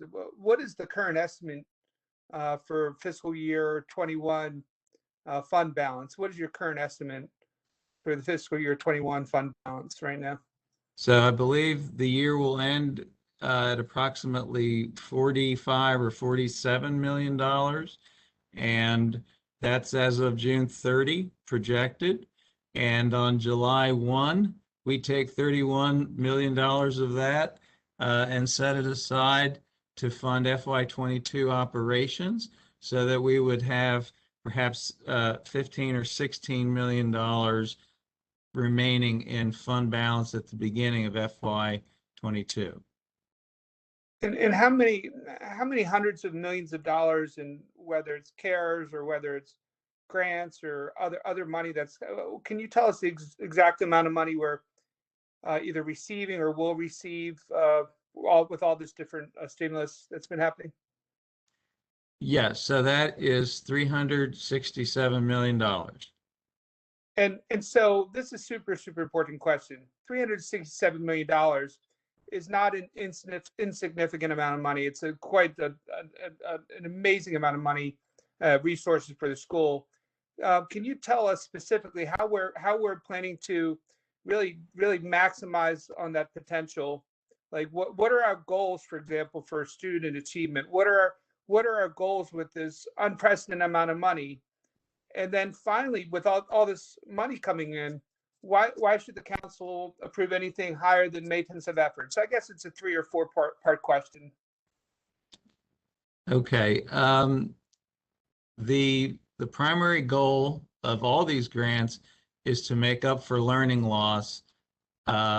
Most of the money in FY21 was used to stand up the virtual instruction program that carried us through this year. The technology, $12 million.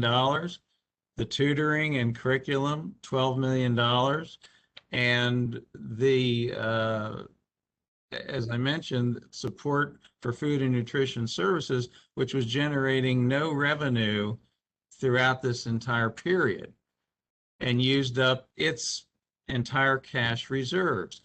For the future, the CARES 2 Act is predominantly paying for extending the instructional day. Of that 96 million, 73 million of it will go to teachers and school administrators and staff he'll be working, providing a 6-hour and 45-minute instructional day, up from 6 hours and 30 minutes, which is the lowest in the state. So, and then the remainder will go for tutoring and for our summer and enhanced instruction. So it all goes to students, and it primarily goes to employees who are providing those services in the form of instruction. And it's worth mentioning that none of those funds can be used for anything that we have in the proposed budget. Right, they can't be used for COLA or for STEP. Yeah, I just wanted to add, the focus is really on the repair and recovery around the learning, and it's providing extended time, extended day. And of course, to provide that, especially extended day and tutoring, we have to provide staff, and we have to encourage our staff to continue to work beyond their duty day or to do summer school, et cetera. So it's a big piece focusing on a little bit around acceleration and then filling in gaps, but looking at really their student achievement. And then the State Department will be asking us for updates regarding our recovery. Right now, I've heard a preliminary discussion around the monitoring from Dr. Salmon and team, but as more as I get information, you know, there's a report. I'm sure we're going to have to, because of the grant, we have to show the accountability. And specifically, what we're looking at with CARES 2 is around literacy. I mentioned writing by way of note-taking, and also mathematics. Mathematics is an area of focus that we have to spend more time on. Our data shows that, our multi-year data points, as well as to encouraging more writing and literacy is going to be our focus when it comes to student achievement.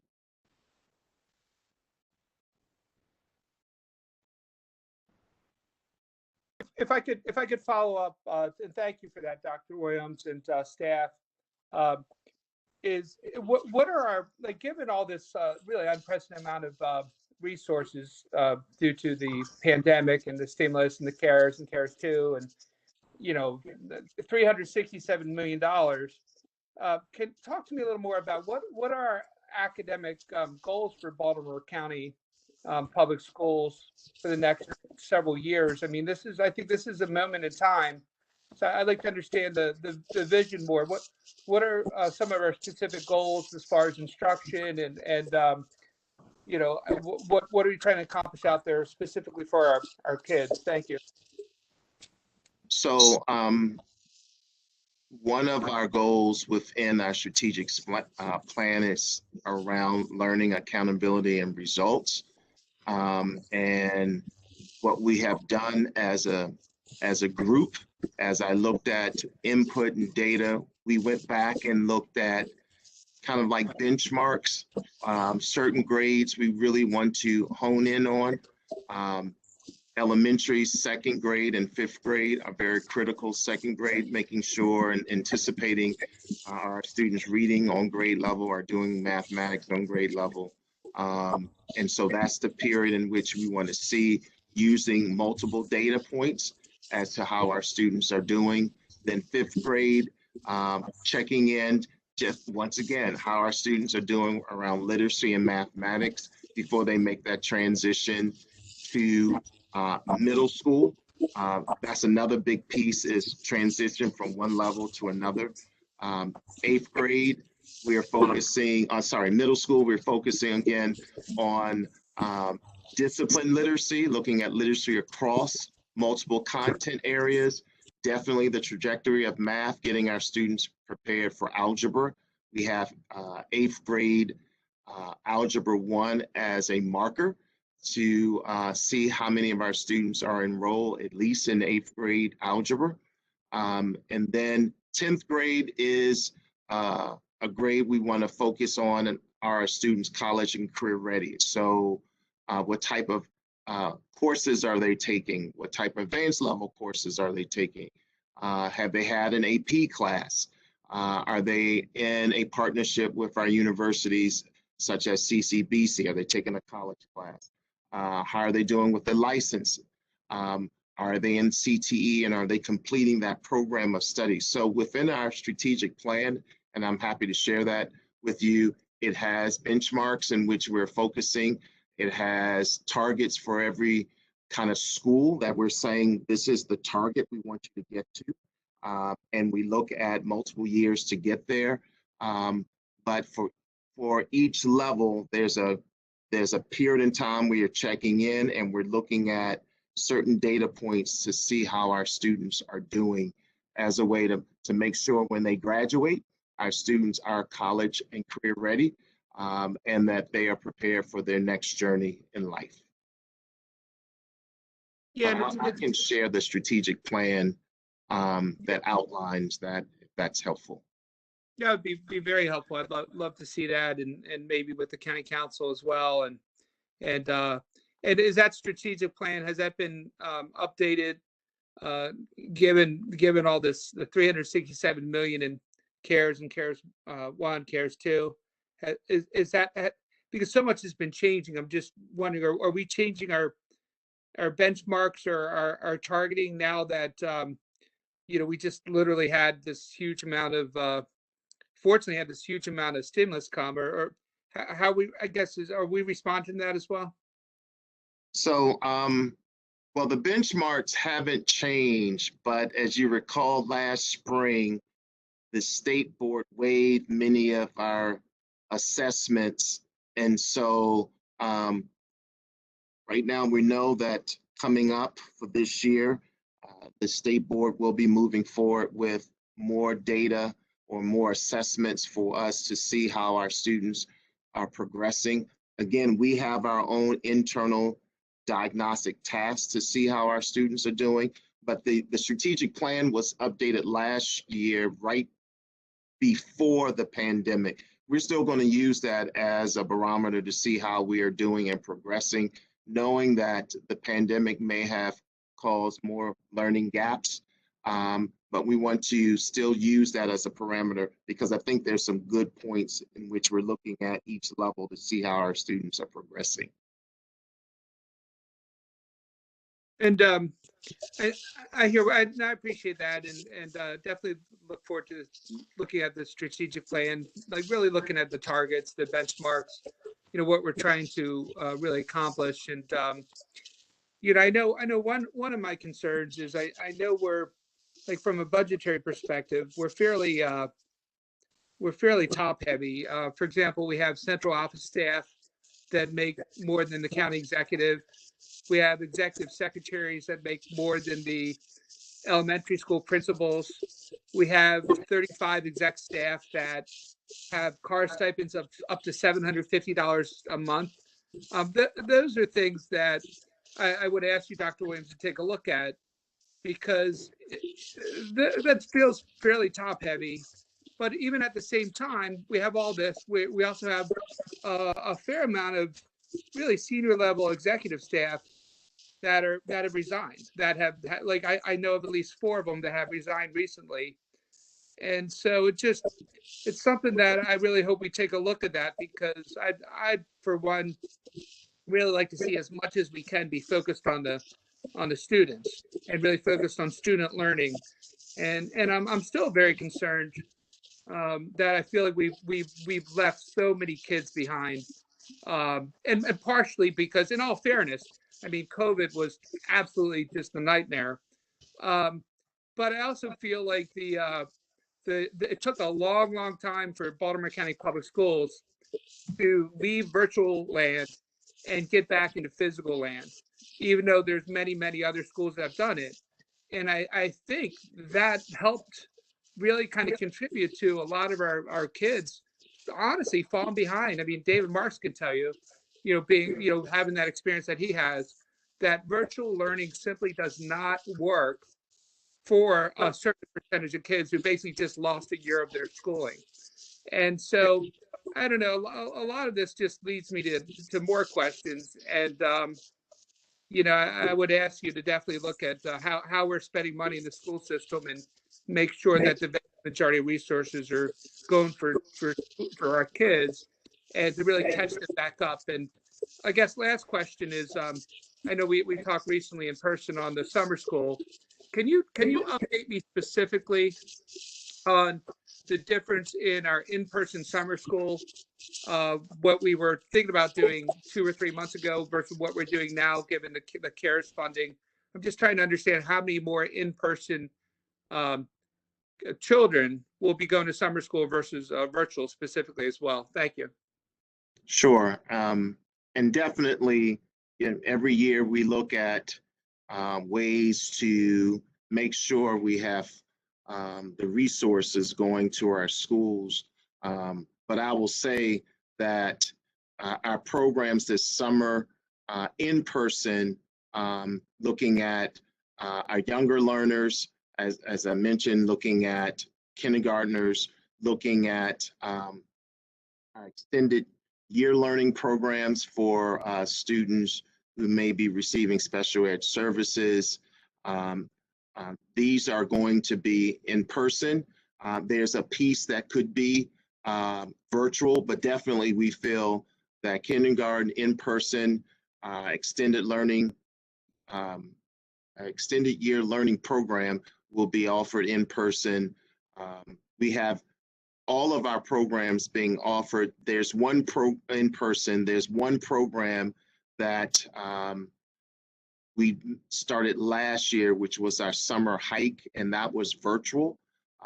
We got a lot of involvement of our students. We're going to continue that program, our extended year learning program for middle and high school, to make up credits or to take courses that they have failed. That will be offered in person as well as a virtual component if necessary. Our Math Academy, definitely in person, but a virtual component. And then working with our CCBC, our early college, high school, I believe that program will be virtual, working with our partner over there at CCBC. That's just a snippet of what we're offering. And then the schools themselves can design their own specific summer program for students. And we're definitely encouraging in person. As I mentioned earlier, even our virtual learning, that we're going to continue to explore that, but we're pushing for our students to come back, and we're excited about really having 5 days a week in the fall. So I understand we want our students to come back, and we need the in-person, and many of our students thrive from that. Okay, you okay, Councilman Quirk? Yeah, thank you, Chairman. Thank you, Dr. Williams. And I look forward to getting more of those numbers on the strategic plan and really, truly trying to understand kind of vision and goals and really understanding better this 367 million in particular, almost line item it, to make sure that we're really capturing this moment in time and most importantly, catching our kids up for what I think is basically 12 months of basically falling behind for many of them, unfortunately. Some of it we couldn't control because of COVID. Some of it we could control, but as a policy, the school board decided to, keep our kids out of physical class for longer. Where I know David Marks could tell you a lot of his kids were back in school physically a little bit sooner. But saying that, yeah, we look forward to the details and understanding more about that specifically. Thank you. Councilman Katz.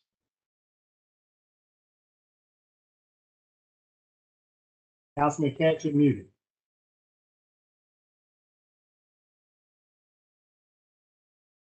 You're muted, Councilman Katz. Yeah. Okay now? Yes. Okay, good. Thank you very much. I just want to thank Councilman Quirk for the questions that he had for the superintendent. And just to carry it one step further, Dr. Williams, what can we expect to find out specifically? Let's say that an eighth grader is, the 25% of eighth graders are proficient in 8th grade math. When are we going to find out what that number is going to be? Let's say it will be the next time we get together, it will be next year at this time. In other words, we'd like to see progress and see it in numbers. So the state board, as you well know, they waive the state assessment, and that's one data point. There's discussion about a fall assessment as well as a spring assessment, waiting for all the details on that at this point. So if I had to give an estimate, maybe this spring, we may have an idea. The other piece is I've been shared this information that the assessment, as you will know, sometimes we take these assessments and getting those results would take a longer time. We may not get it as quickly as possible. I've been told that the State Department of Ed is looking at a much more streamlined process that we may be able to have some data sooner than later, but I would estimate around the spring, we may have some idea around percentages as you described, but more information is soon to come. I don't have the details at this point. It has not been released. Thank you very much. I just want to read this because I think we need a little bit of levity. A recent news article exposed how many students had no idea who Hitler was. Even worse, many of these same students think that D-Day is a rapper.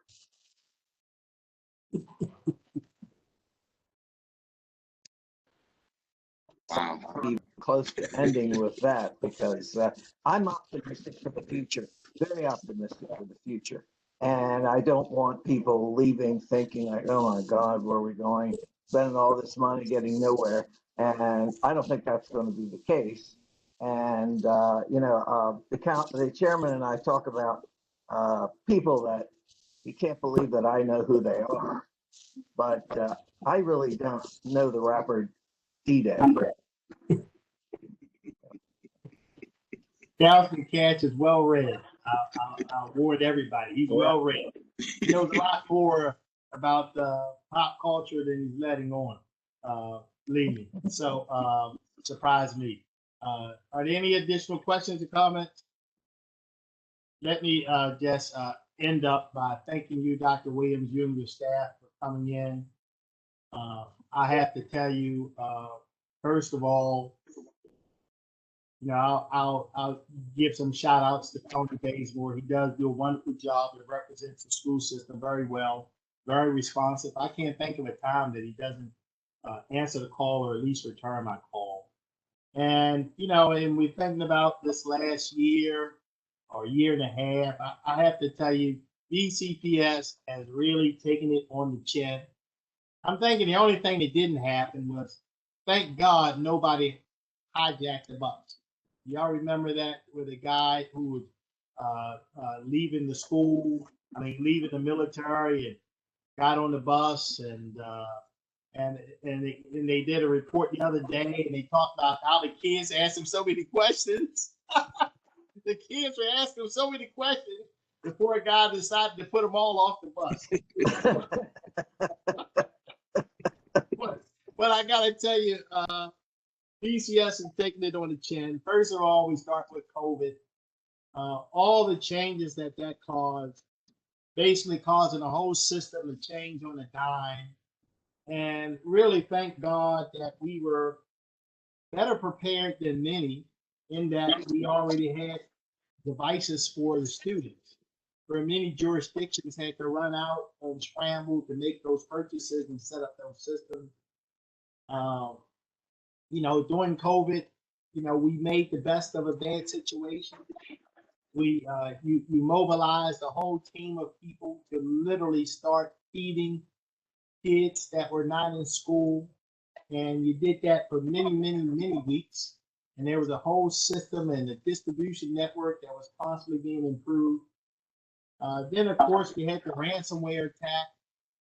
And again, all the issues that caused, and we're still not up in 100%. But I will say that after the ransomware attack, I think we were back providing instructions to students in what, less than a week? Within 3 days. Within 3 days. It wasn't perfect, but it was our goal to get students back connected with staff within 3 days. Yes. Within 3 days, which is really remarkable. We have so many examples of ransomware attacks, whether it was the Colonial Pipeline, and I guess sent an article out to share with everybody about police departments. So, within 3 days, we were back providing instruction. That was good. Lately, we had some bandwidth issues and some outages with the internet. And of course, the reopening, that was dictated by the governor. And of course, a lot of teachers were afraid because some of them had not been vaccinated at that time. But I just want to say throughout it all that I am truly, truly proud and pay homage to you, all the students of Baltimore County, the teachers, the administrators, the headquarters staff, everybody who really, really just kept plugging away to do their very best. And I'm so happy to see that we have an in-person graduation. I mean, I know that that's very important to our students. I still remember my graduation. It was quite a few years ago. I'm sure Councilman Cash probably remember his, which was probably a little more than a few years ago. The Civic Center. Throughout it all, at the Civic Center. That's where mine was too, the Civic Center. So throughout it all, you guys and young and women and men and students have done a fantastic job. And I guess I'll let you know that, I really appreciate it. Everybody appreciate it. And on a side note, I'm very happy to hear that you're interested in purchasing the Chromebooks. I think some of the leases in the past I thought was a bit much when you can buy something and if it breaks, you throw it away and buy another one, still haven't paid for what a lease costs. So the cost of a lease. So I really appreciate that. And I think that's going to do it for today. Anything else you want to say, Dr. Williams, before we leave? I just want to thank you all for supporting Baltimore County Public Schools, Councilman Jones. It has, even though this is my second year, it has been the longest second year ever in my 30-some-odd year career. And it's been hard on all of us, but I have to thank the citizens of Baltimore County, our staff, our students, our volunteers. Folks stepped up and did, and you'll hear some incredible stories during graduation, just some obstacles our students and families had to overcome, but they finished. And so I just thank you all for supporting Baltimore County Public Schools. And we got work to do, and we're going to do the right work for our students. So thank you so much. Sure, thank you. All right, everyone. Everybody, it's been a long day. Everybody have yourself a great evening, and thanks for hanging in there with us. All right, bye-bye. Yep. Bye. Thank you, Mr. Chairman.